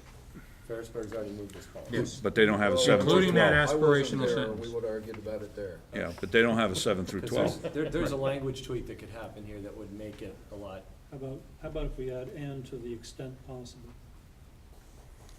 Just before that last. I mean, it sounds like we can't tweak language because it's already moved through a board. Wait a Well, minute, we can reconsider. Yeah, you can, your policy could read, it's kind of messy, your policy could read just a little bit differently, but still substantively amount to the same thing.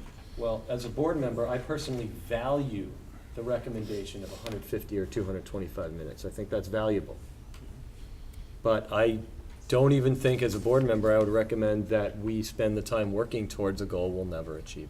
I mean, I think if I can just state something about the group, I think that our vision is that at least there is the school-wide initiative of looking at other ways of activity. It's not necessarily, and maybe that's, I mean, the recommendation is from NASPE, and that's for physical education. I would almost say it's like physical activity. We know that it can't be, but we are trying to encourage as much, as we can, providing things before and after school. It's a huge number. I'm not saying that, we wouldn't be able to reach it.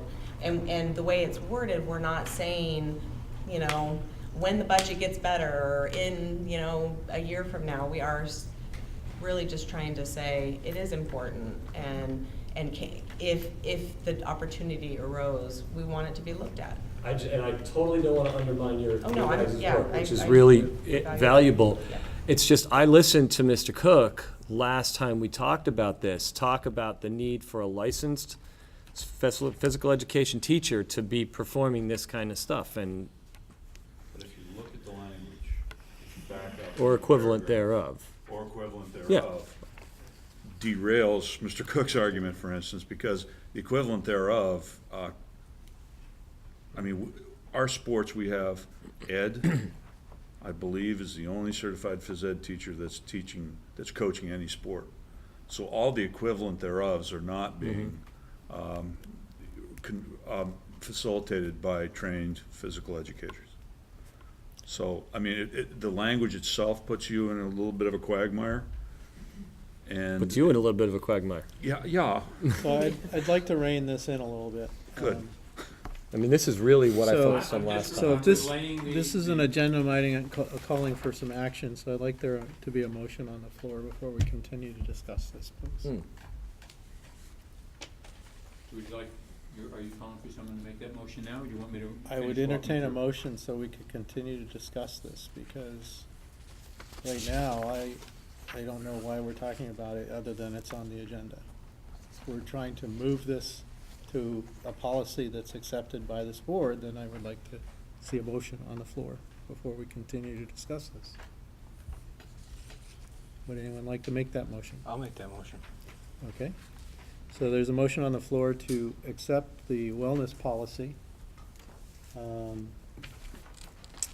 Is there a second? Second. Okay, thank you.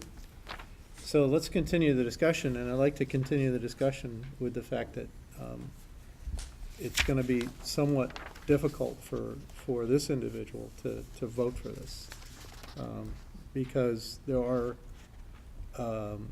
edits that you've said are not substantive, but I can't tell you what the edits are unless you're saying that everything in bold letter is going to be taken out. Is that what you've said?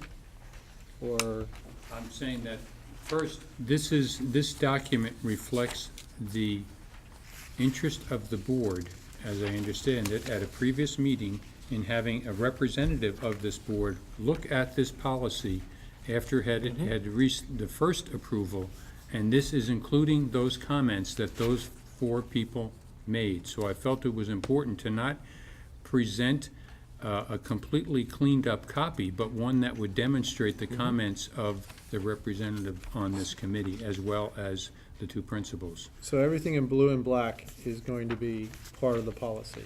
That is correct. Everything in red will not be part of the policy? What I'm suggesting is those changes that were suggested in the red are not substantive, in my judgment, to require us to go back to square one for a first reading of a new policy. So, as a board, if we accept this as a policy, I don't know what it's gonna say. Do you see my conundrum I here? do. I can't say that I approve something and I know what it said.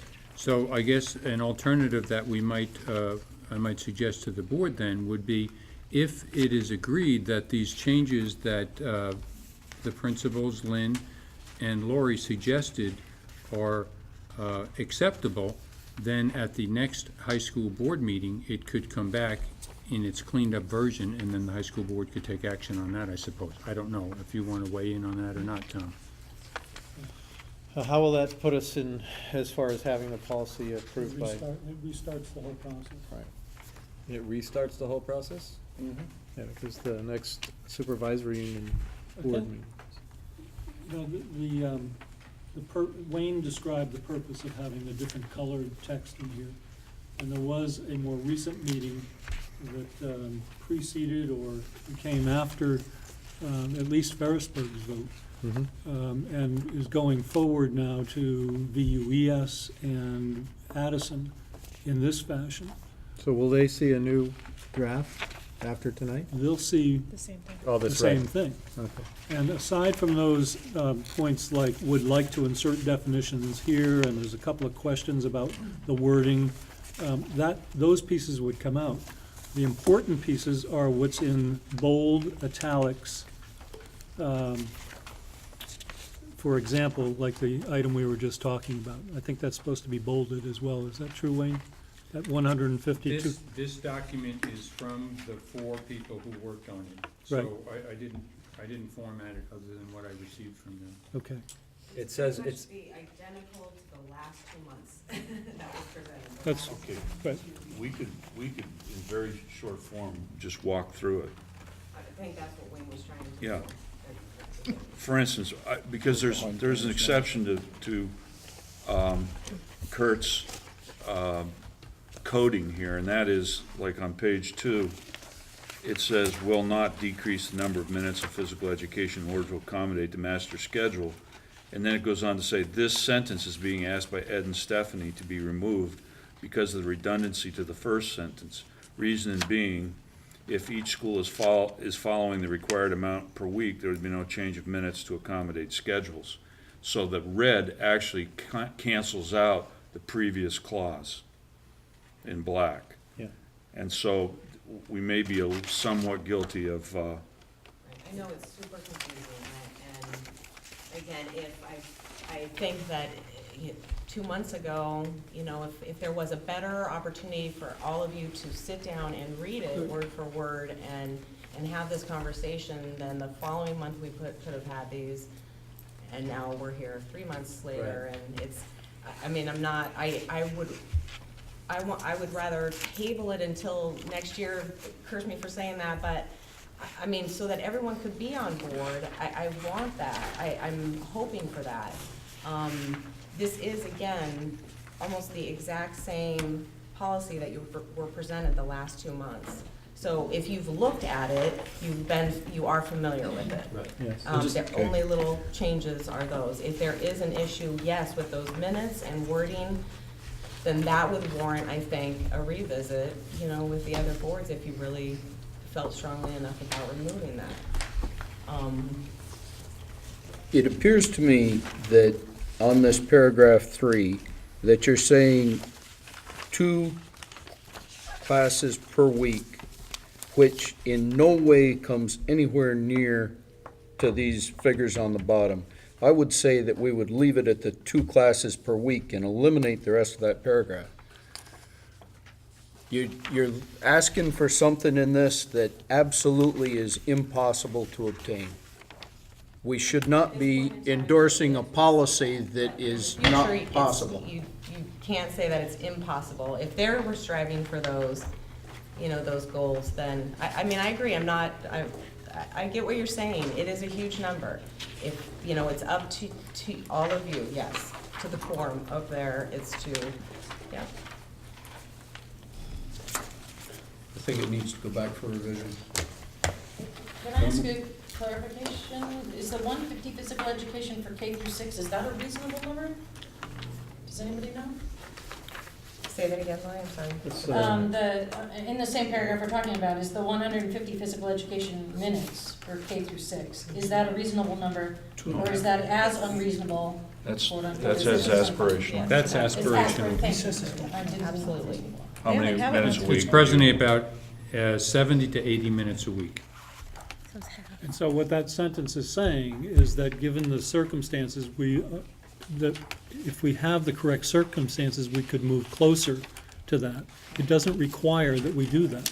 It could be a grant. It could be all of a sudden the district gets, a $3 million grant. And then maybe for 3 years, we decide to work towards that. It's just an example. But it isn't, this isn't about money. This is about physical blocks of time in your educational day. You don't have that kind of time. Well, we're not necessarily putting that block of time in this piece of paper right now. We're just asking to look at that if it came available. How come these questions didn't come up you were at the Ferrisburg meeting when this was presented? I'm just curious why all of a sudden here, is it because of that big, large number with the high school versus the elementary school, or? I think that is, yes, Yeah. what triggered my dismay. I just, you don't have, this isn't a question of money, this is a question of physical time constraints to meet the educational program and have time for those classes. This is just something that you'd have to extend the school day in order to incorporate it. Maybe. That may I mean, we're not happen. saying that's Well, in there I to can't- do that, though. I mean, that's a stretch, and we would, Okay. I would vote for this and allow you guys to just sort the red language out if we just soften this. The rest of it is great, Lynn. It's just this insertion of such a chunk of time by adding "and will, if feasible, work towards this recommendation." Exactly what you said. I can support the policy. But, because otherwise we will work toward it. That's what this board is directing you to over there to do. And we recognize that's not To the extent feasible. possible, to the extent feasible, Yeah. modifies that and recognizes that that's a There's task. limitations. That's what George is talking about, I think. Right. But let me just say this about any of our policies. You adopt a policy and it's a living document. It's gonna change again and change again. So if we can get something on the table that all the boards can support to begin with and recognize that down the road, that can be tweaked and changed as well, then you're moving. Yeah, the reason I'm responding so strongly to this is the world that I live in. If you set a procedure or a policy down and it's not carried out, you are liable and you can be sued for it. I think Junior needs 4 hours of gym, and he's not even getting 2, but the policy says. So, But we're you know, working you could- towards that. Right. We're working towards it. If feasible. Okay. And you could further modify it by saying if feasible programmatically and, Just Cost. No, if feasible. Feasible, is working fine, towards it. to me. It covers it. Okay, well, in the interest of time, I do just want to point out one thing, that this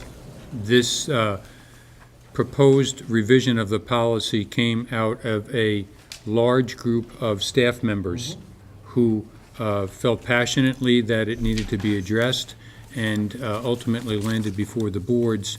That would not normally be the policy development, that wouldn't be normally the way you would proceed. And so I think this reflects a large number of people who are passionate about it, and so it reads a little different than perhaps other policies you might adopt have. Just to know, just like in this group, there are many of us in that wellness committee that do feel different, have different views about that same topic. So even though I'm here and I'm preaching to you guys that we want that, there are, it is a stretch. I get it. I totally get it. The district's using, for instance, Fridays during callback. If a kid doesn't need a callback, they can take this intense physical activity session that the district's helping us with. All right, that's moving, what is it called? Fierce Fitness? Fierce Fitness Fridays. And yoga, Pilates and things that I wouldn't participate in. But You're gonna include yoga and fierce? yeah, fierce, yeah. Oh, yoga can definitely. But, that's an example of us moving beyond the phys ed curriculum into greater commitments to physical activity. It's things like that. We're never going to get 225 minutes, But we could get some more quality in there, one way or the other. We could go to a 0-hour block for voluntary fitness training regimens. You know, there's a lot of stuff we can do. And, but I just don't want to get hung up in the 225, even though I know it's ridiculous. And there's never going to be a high school in the United States that gets 225 minutes unless you're in Texas doing 7th block football, you know, so. Well, if that's the case, then can't we modify, I understand what Tom has said, but I still think we need to modify that physical number. Because as you said, if it's in the policy and it's not happening, somebody's gonna say, it's policy, it's black and white, it needs to happen, otherwise, bang. My response is that if it's not feasible, it's fair to say it's not feasible. I mean, there's a lot of people that worked on it, and so we don't want to be offensive to the folks that worked on it. And we recognize it's a laudable goal, at least I as a member do. So, just as it's worded now, no good, but if we get the if feasible, I'm good. Well, But so you're not good. Even as No. it's worded now, it's okay, because it says will work towards. If feasible is just added to more clout to that. It's not saying that the goal is this, and everyone has has goals that may not be attainable down the road. But it says that the body that we are, or as a school, would work towards this recommendation. It doesn't mean that we're gonna reach that thing, it's working towards, and that's every step towards it is following this policy. Even if it's, if feasible is added to it or not, this way it's worded is okay, because is working towards. You're making an honest attempt to work towards the recommendation. It's not it's a recommendation, it's not, okay, within 3 years, we gotta do this. Right. It's a recommendation to work towards. So every extra minute that we're trying to give to the kids for physical activity is working towards it. So even feasible, if you want to put feasible, I have no problem with that. But the way it's worded here, I think we're beating a dead horse. I think it's worded fine. Yes, the number is outrageous, but it's working towards, and it's because it's a recommendation of a national body. Of course it's outrageous. I mean, being in healthcare, I can tell you nameless ones of it. But it's a working towards. Right. And it's not, I mean, it's not a Vermont association that says recommend. This is a national. So it's a national level playing field that we're talking on. So working towards covers it. You want to put if feasible, I'm fine with that, because that's just added wording that strengthens our commitment towards this. It doesn't mean that, like I said, we're setting a goal X number of years from now, every kid, by the time my kids graduate, which are in 7th, and by the time they graduate, they will have 225 hours, or 20 minutes, sorry, long days at work, for their physical education. And I think also, as the principal pointed out, with Ed saying it had to be a certified, we have there's a gray area, and I think that it's something that needs to be worked in. Having the child who is obese, and myself, I can see where, this is an aspect that needs to be looked into and broadened. But like I said, working towards, in my limited experience in legalese, covers it. Infeasible just strengthens that argument. Okay. Any other discussion? I have a question on the page Yep. 5. Is there a decision whether we should be specifying a law or mandate related to the bullying? We will make reference in the back, there is a reference in statute 16 VSA 570 that I don't think we would be required to do the legal reference, but it certainly makes a lot of sense to put it back there. We could reference on another policy. I'm sorry, I'm not understanding We what could reference one of our other policies. I worked on it many years ago, the bullying policy after the law came out. Yeah.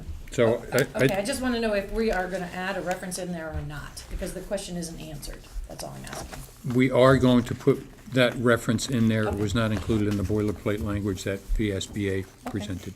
All right, thanks. Or, Wayne, that reference could be in this list of references at the end. So one way or the other, the final policy will have a reference. Yep.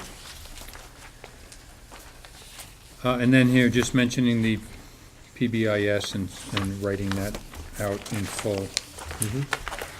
And I have one last, if I may. I would like to know if anyone else is bothered by this. We refer to the district in Where here are you? throughout the entire document. Do you want? I was asking what page, but you're Oh, talking about the entire document. the district is referred to throughout the entire document. And I don't see a definition of the district in this document at all. And that was one of the things we talked about, the possibility of adding that to the definitions, what the district is. So we could. To me, it's the Addison Northwest If you look Supervisory at- Union and its member schools. If you look at other policies, Lori, district is defined as the member school districts. Okay. So the Addison Northwest Supervisory Union is the entity. Okay. That entity is composed of 4 school districts now. And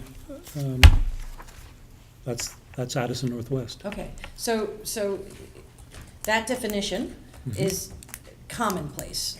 People Throughout the policy. understand that what they're talking about is the member schools and the supervisory, the When you member look, schools. when you look at other policies that are already in place, that's apparent. That's the term that's used. Yes. Okay, thank you. I appreciate it. It usually reads really redundantly, Lori, and is because, the definition in the law book is there are union districts and there are school districts. But in this case, the union district and its member school districts are one and the same. So, Okay, thank you.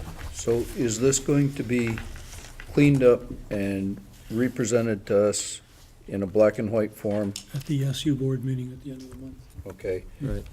Presumably So we aren't pass gonna this. vote on it now? there is a motion on You the are. floor. There is yeah. Yes.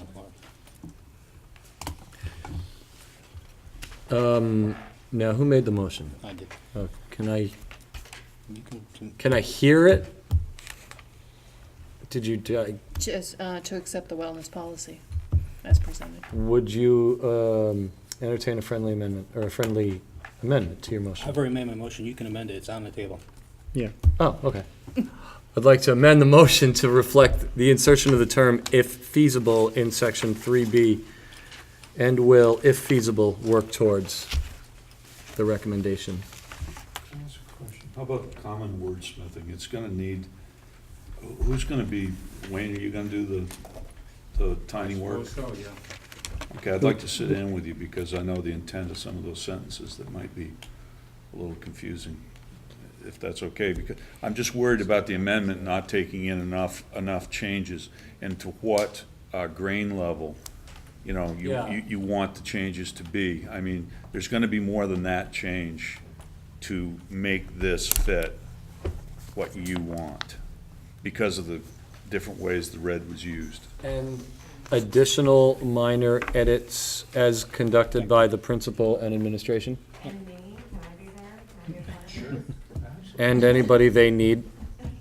Any consulting. So, Rich, since you made the original motion, do you consider that a friendly amendment? Yes, I do. Okay. I'm very okay good. with that. Thank you. So we have an amended motion on the floor. Lori is writing it down right now.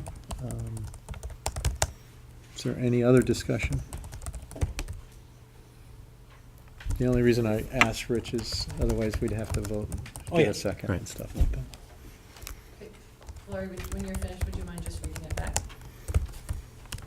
Sure, thank you. You would mind? So the original motion was to accept the wellness policy as presented, an amended motion by Neil to add, if feasible, to 3B with additional minor edits with the help from the principals and other committee members. Is that what, As needed. as needed? Any other discussion? Call the question. Okay, the question has been called. Served on the regional planning There's no commission. more discussion, so No, I'd like to no, call they for a make it vote. all this right. All those in favor signify by saying aye, please. Aye. Any opposed? Hey. Any abstentions? Okay, motion passes. Call the question. So this You next have one to- may be more Can I straightforward. just say Do a one real two-thirds quick? vote. Thanks for doing it, you guys, really. Thank you, Lynn. This is huge. It's huge, and it's really great. So, thank you. This one is a little bit more straightforward as far as possible wordsmithing, but just as a, in front of you, Ed and Stephanie got this in an e-copy, so there are fewer copies. Somehow I thought I was slightly smaller board here. So, but just as background, we have an acceptable use policy that exists now. It was adopted in 2006. This policy is, again, virtually verbatim. Verbatim, you can't have virtually verbatim, from the language recommended by the VSBA. The question was, does this policy that was recommended, it's a required policy, but this language recommended by the VSBA, did it need any tweaking specific to Addison Northwest? Bob and I, Bob Owens, the technology director, I both spoke with a number of people. Bob, as you may know, is very widely connected with all sorts of techies all over the state, and I asked Paul Irish a couple days ago, face-to-face, who's the head of technology in Burlington, his take on one of the issues we had was, do we need to have specific language about teacher or staff behaviors in social media? And the answer seemed to be really clear, that you do not want to, in policy, have specific behaviors about specific vehicles of social media because they are so fluid. You might want to have a procedure or a memo from administration that might detail some of those, but you don't want to tie yourself in a knot by getting too specific about who can do what particular things on Facebook or Twitter or whatever. These are just some of the comments that Bob made, that we don't have any current method of tracking online usage. That is, Mrs. McGillicuddy cannot, in her monitor in the front of the room, check out who's doing what at any particular given time, but we can trace the course history of uses after the fact. We do have filters, so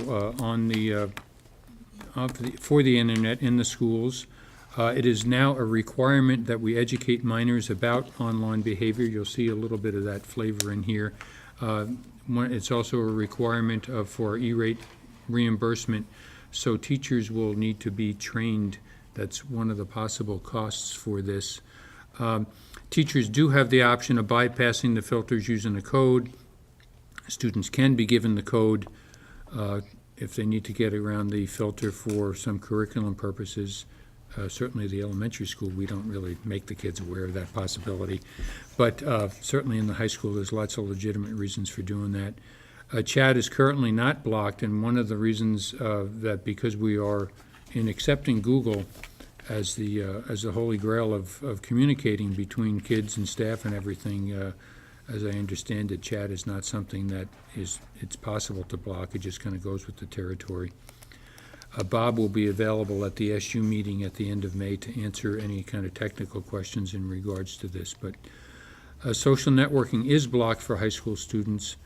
And in regard to access, parents currently sign only if they do not want parents to have access. So at the end of this review, I would just recommend that we adopt this new policy of acceptable use, and I'll walk through it in just a minute. That students under 14 would need to have signed, that is, active permission for access to electronic resources rather than passive. Over 14, it could be passive. 13 and 14, I've heard Bob cite two different laws over the years, but certainly for Facebook, in theory, you're supposed to be over 13, but God knows virtually every kid in Addison seems to have a Facebook account, and I don't have any 13-year-olds in the building. But we would actually ask for specific written permission from parents so they would know sort of the ground rules of their access. That the staff would sign an agreement agreeing to the terms of acceptable use, and that would just be general reference to professional behavior, which you'll see some mention made of in here. And then the administration would consider a memo that might detail some of the professional behaviors for special platforms, devices, or software. So what you have behind this, behind that cover sheet, is the language from the VSBA, and then way at the back of it is our present policy. And they don't differ a whole lot in their intent, but one of the things you'll notice here is some definitions have been added, including child pornography, what is involved in that, what is considered harmful to minors. Wayne, Yes. the code G11 in the middle is the current recommended VSBA acceptable use policy. This one right under that cover sheet is the current one that the VSBA recommends. And the one on code G11 Is the one existing that- policy was approved in 2006? Correct. Okay. So, Which was also based on the VSBA language at that time. thank you. So this one just beefs up the definitions. It talks a little bit more about administrative responsibilities, what's school-related. Talks a little bit about parental notification. And then, of course, there's a couple more references than there had been in the original version. This is being presented for first reading to each of the boards this month at the regular meeting. Second reading and adoption would be in June. And as Wayne pointed out, I think the most important thing is that this is a policy that was first adopted in 2006, and in intervening 8 years, plenty has happened that results in the changed recommendations. Thank you.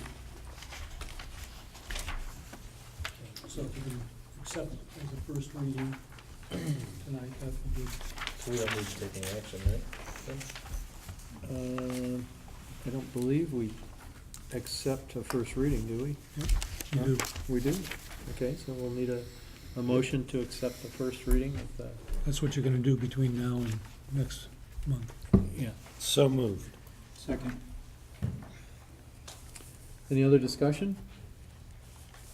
Could I point out that the child pornography portions of that cast a wider net than what you might think of as pornography? For instance, the sexting cases out there qualify if it isn't both victim, they don't differentiate between victim and aggressor there. It's both parties are charged with child pornography in sexting if the receiver doesn't immediately report it, within minutes. So like that scenario, we won't go into the Right. detail, but last year's scenario, that would, Yeah, under this policy, would newly count as two-way bad behavior. yeah. I As just opposed wanted to throw that out there, that it's a little wider net than we used to think of it as.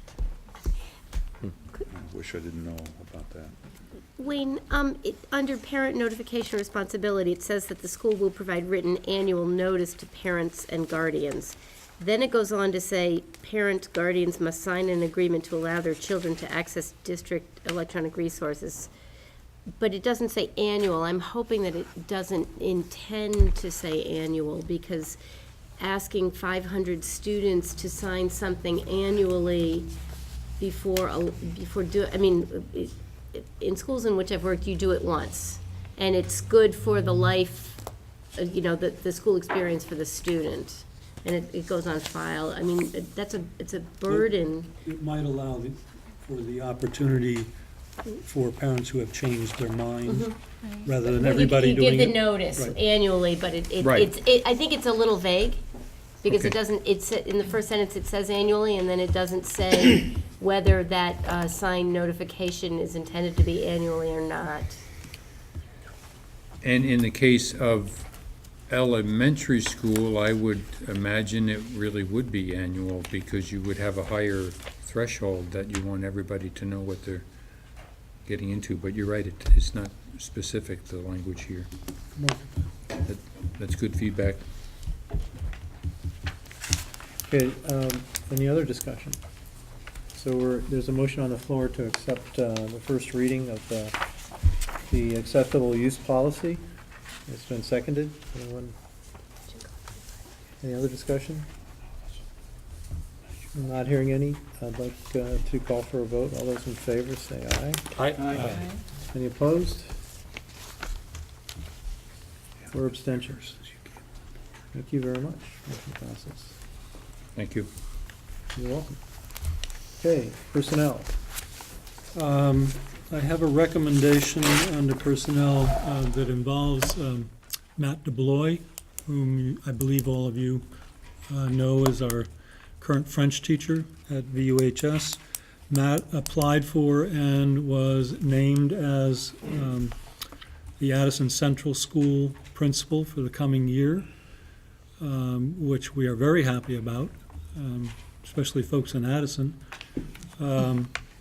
At the same time, in my conversations with Matt about the appointment there, he was discussing the risk he is putting himself out there to take, and he's willing to do that. But he'd also like to, or I would like to recommend to this board that they extend a one-year leave of absence to Matt at the same time. I think we're all painfully aware of the circumstances surrounding Addison Central School, the decline, severe decline in enrollment, and we're not sure where that's going to go in the coming year. Matt's taken a chance there, and I think a little bit of security in terms of if it doesn't work out for the school or for Matt, that he can come back here. We need an action for this. We do. Yes. 1 year. Do we have to make a motion, or can I ask a question? Well, You let's could make the motion make and the then ask the question. Move. Okay. Is there a motion? I would like to move that we accept the recommendation to allow Mr. DeBlois a leave of absence for at least 1 year. Second.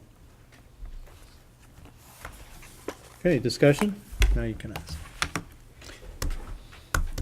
If he's not here and the course is still offered, then someone else will be here. So that means that whoever gets hired on a year-by-year basis with the understanding that if he comes back, their job disappears. Right. Yeah, it's covered by the contract. So it would be Okay. it would be a long-term Yeah. sub or one-year-only contract. Okay?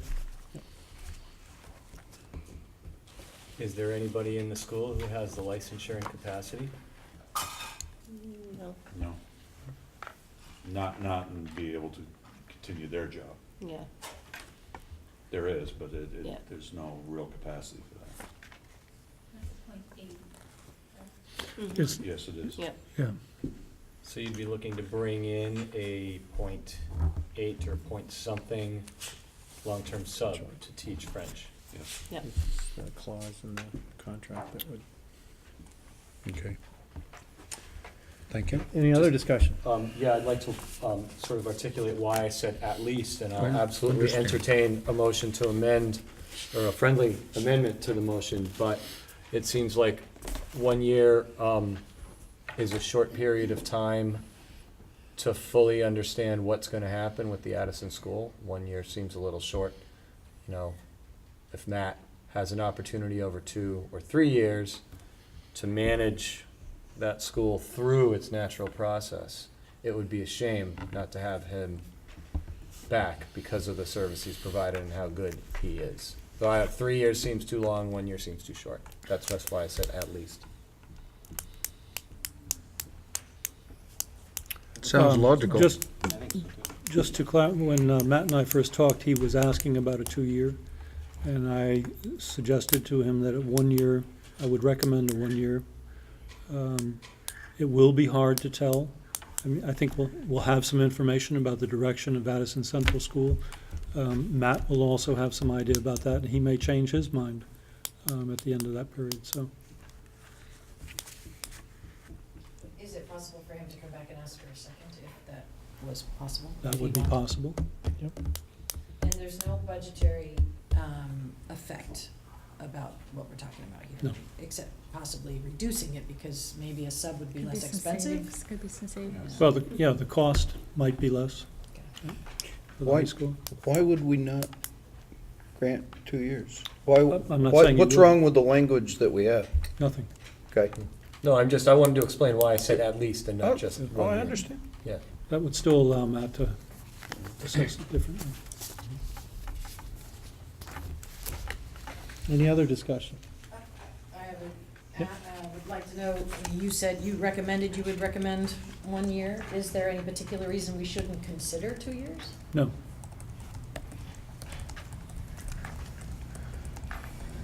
Is there any downside to offering 2 years? Does our You know, our I- French program sort of stay on hold or something? We would have to have another substitute contract for another year. Yeah. If you did it on a yearly basis and did so to allow Matt the opportunity to make the request to have an additional year, So that might be beneficial to that might both be more parties, beneficial. actually. Yeah. And no downside, really. Not that I can think of. So if we did 2 years, under the contract with the teachers, upon return from a leave of absence as provided in this article, the teacher shall be reassigned to the position he or she held, if that position still exists, or to a substantially equivalent position. This provision shall not be applied, however, to protect the teacher from layoff. So if we granted 2 years, that would be the end, the time he would be able to return from his leave of absence. Right. If we grant at least 1 year, he'd have the choice to return after 1 year. So the most anybody can get is 2 per contract, is that what? I'm sorry. No, we can- I'm we can do anything we Give it want. 2 years, give him 2 years, he can't come back until 2 years. I see, okay, Okay? thank you, that's By what I was saying, by understanding. using the language that was presented in the motion, at least 1 year. That allows Matt to come back next year and ask for an additional if he would like that, or not.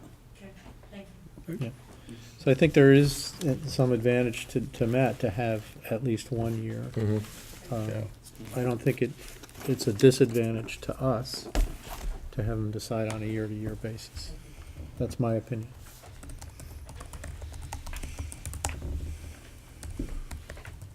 Any other discussion? Not hearing any, and there's a motion on the floor, and it's been seconded. I'd like to call a vote. And all those in favor, please signify by saying aye. Aye. Any opposed or abstentions? Thank you very much. Thank you. With congratulations to Matt. Yeah.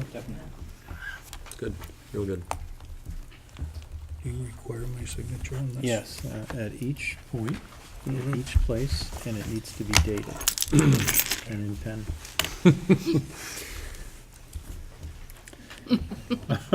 3 hours, 34 I was minutes. gonna offer you a pen, but you got one. You know what I'm talking about. That's my time. Is there any other action items that needs to come before the board in our No. May 12th meeting? I had prepared a little motion to support the Teacher Appreciation Week, but I failed to bring it with me, I think, amongst all these papers. So I think the board should express their appreciation as a board for the teachers in light of Teacher Appreciation Week. I'm sorry it's a week late, but I know that we gave food, but this has been a tough year, and I would like the teachers to know that we appreciate them a great deal, and in particular, how well they handled this very difficult time. Shall I make a motion to that effect? A resolution is what A you. resolution? You want to move that the board make a resolution. Okay, Yeah. so whereas the teachers of Vergennes Union High School have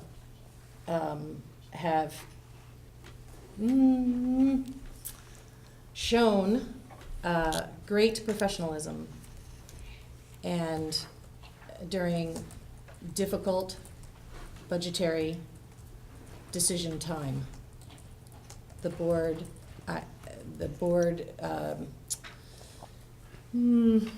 I'll take some help, would like to recognize, thank you, the teachers for their professionalism, and I'm repeating myself, I'm sorry. I had this all prepared, but anyway. For their service and commitment to the school community. Thank you, Neil. Thank you. It's easier when I got it written down and I'm just reading it right in front of me. You've got my email there? No, I Oh. actually, no, I'm just writing down what you're saying. I'm going to. That's why I did it. Thank You should bring one of these things for the minutes. It's gotta be tedious as anything to do that after the fact. I haven't gotten, The speed. You are moving that the board resolve that whereas the teachers of VUHS have shown great professionalism in light of difficult circumstances, comma, the board would like to recognize the teachers for their service and commitment to the VUHS community. Thank you. Thank you. Is there a second? Second. Any other discussion? Not hearing any. All those in favor, please signify by saying aye. Aye. Any opposed? Or abstentions? Thank you.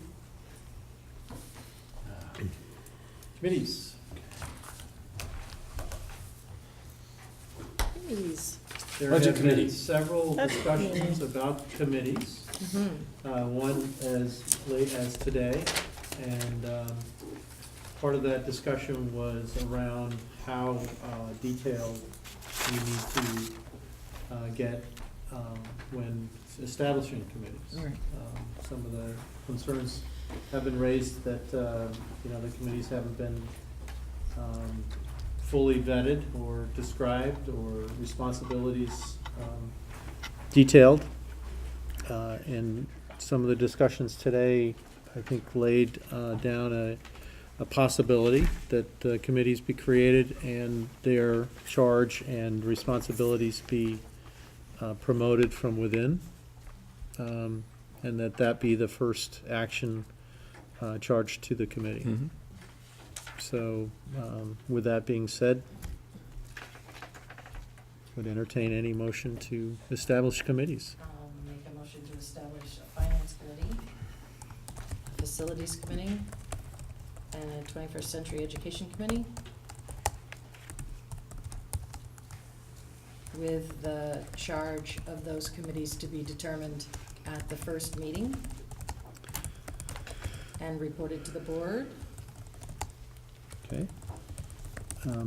for, You want to say that the committee will, its first piece of work will be to suggest a charge, thank you, and then yes. the board can, And the board would, Yeah. and bring that to the board for approval. Yep. Thanks for working with me, Glory. So there's a motion on the floor to establish committees for finance, facilities, and 21st century educational committee. Is there a second? A second. So I'd like to ask who's going to be on these committees that's going to be bringing us this proposal? Because obviously, I don't know whether these people, they could be anybody. You How know? much time you got, Chris? We opening it up to anyone who wants to have a vote and a say in it, or are we?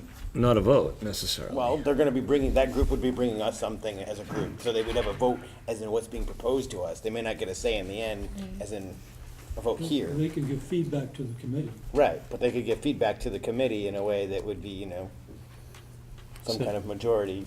Do you have a suggestion?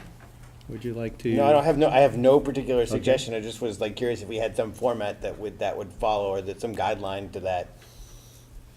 So as a friendly amendment, I'd like to propose that the finance committee be headed up by,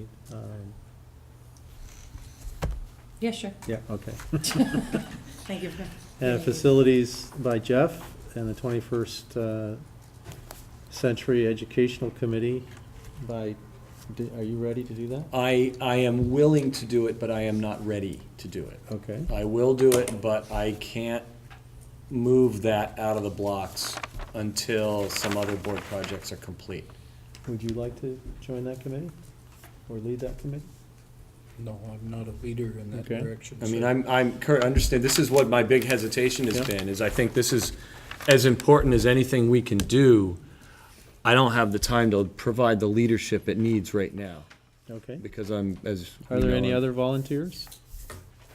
Chris, would I would be willing to help in the short term. I'm hoping to propose a similar committee at the district level for special ed, and hopes that we would have a similar committee to deal with costs that are related to that and move other such things, because it is an area where we could make some improvement and have some, discussions about how we might make improvement and on a variety of levels, and given that so many boards are connected to it, and would hope that that's where I would be spending more of my time. But in the meantime, I'd be more than willing to get that started. Well, Okay. to me, in my mind, that's the first big thing of that, is to grab the tiger by the tail on special education, and, Right, and what I'm seeing is that it would be in the wrong I agree. places. You see what No, I'm I saying? agree. That's why I'm wondering whether the appropriate thing to do is for you to take on that work at the district level for now. And then as we get the opportunity to, as I have more time to pick it up. Yes. We can fire that committee up in the high school. But I'm just saying, right now, there's only X numbers of hours in the day, and I Right, don't have exactly. any more time to provide. Okay. Then not out of lack of interest. So Chris, are you saying you're willing to start on this committee? And Jeff, I didn't make eye contact with you, but facilities, okay? Yes. All right, Yeah, I will start. okay. Well, maybe we should hold off Or on the maybe we could 21st just- century for a couple of months and let these other projects finish up. I'd really like to establish the committees now. Okay. Kind of do it once. Okay. So that's. And I can't give the leadership until I'm later. suggesting that as a friendly amendment to you. Accept? Yep, Yes, that's fine. okay. So there's a motion on the floor to establish committees in finance, facilities, 21st Century Educational Committee. And for now, those will be led by Lori in finance, Jeff in facilities, and Chris in the 21st Century Education Committee. Mrs. Kaufman has a question. Yep.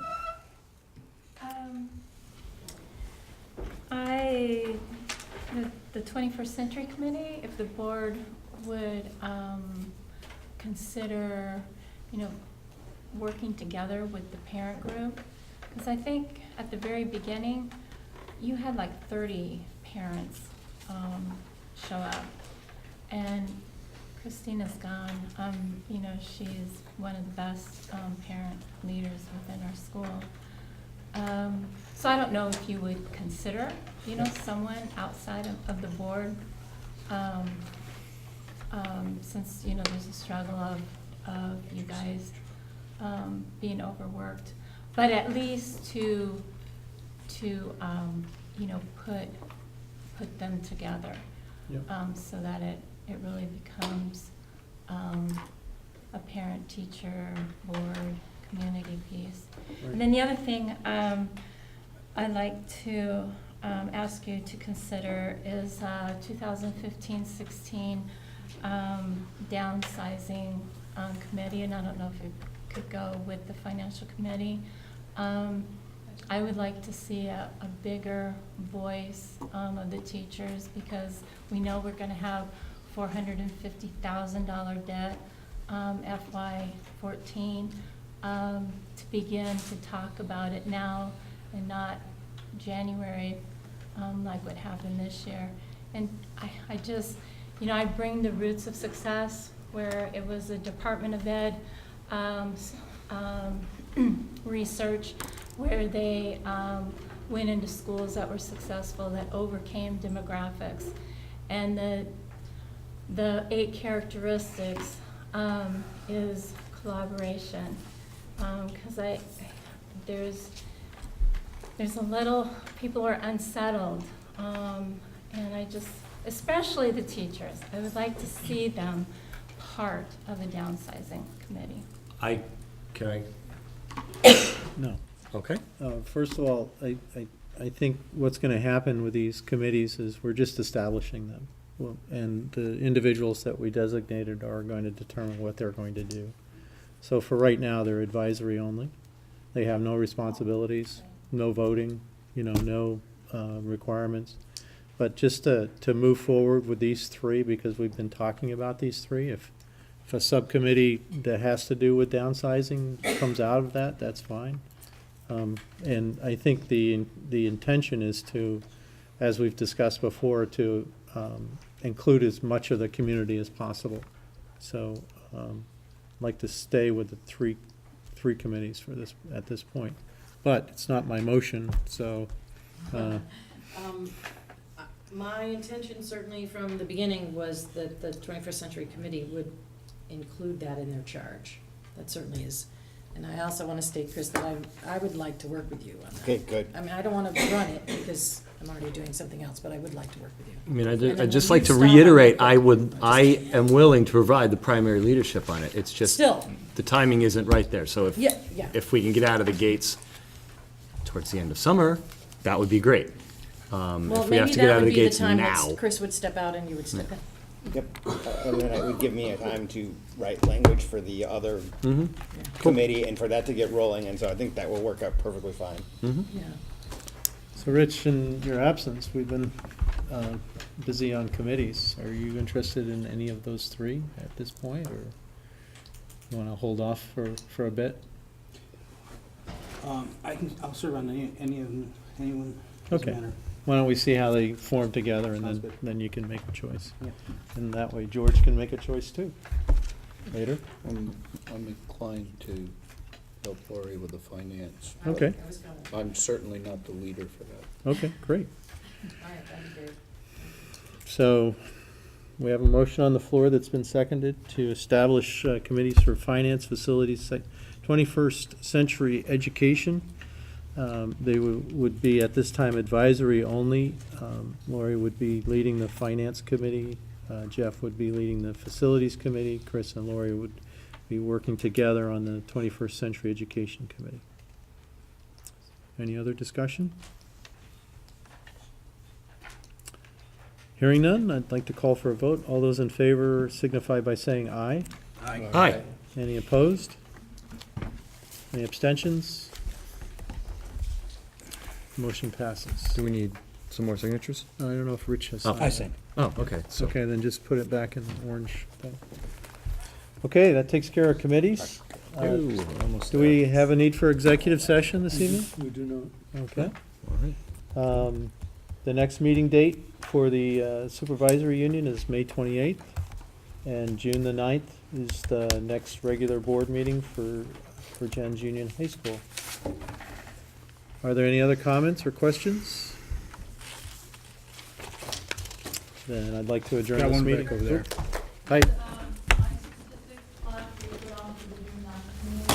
Awesome. That'd be awesome. Great idea. The Deputy Secretary of State gave it the okay as long as we didn't violate any of the egress or access to the poles themselves. Right. I emailed you that, right? Okay, we're adjourned.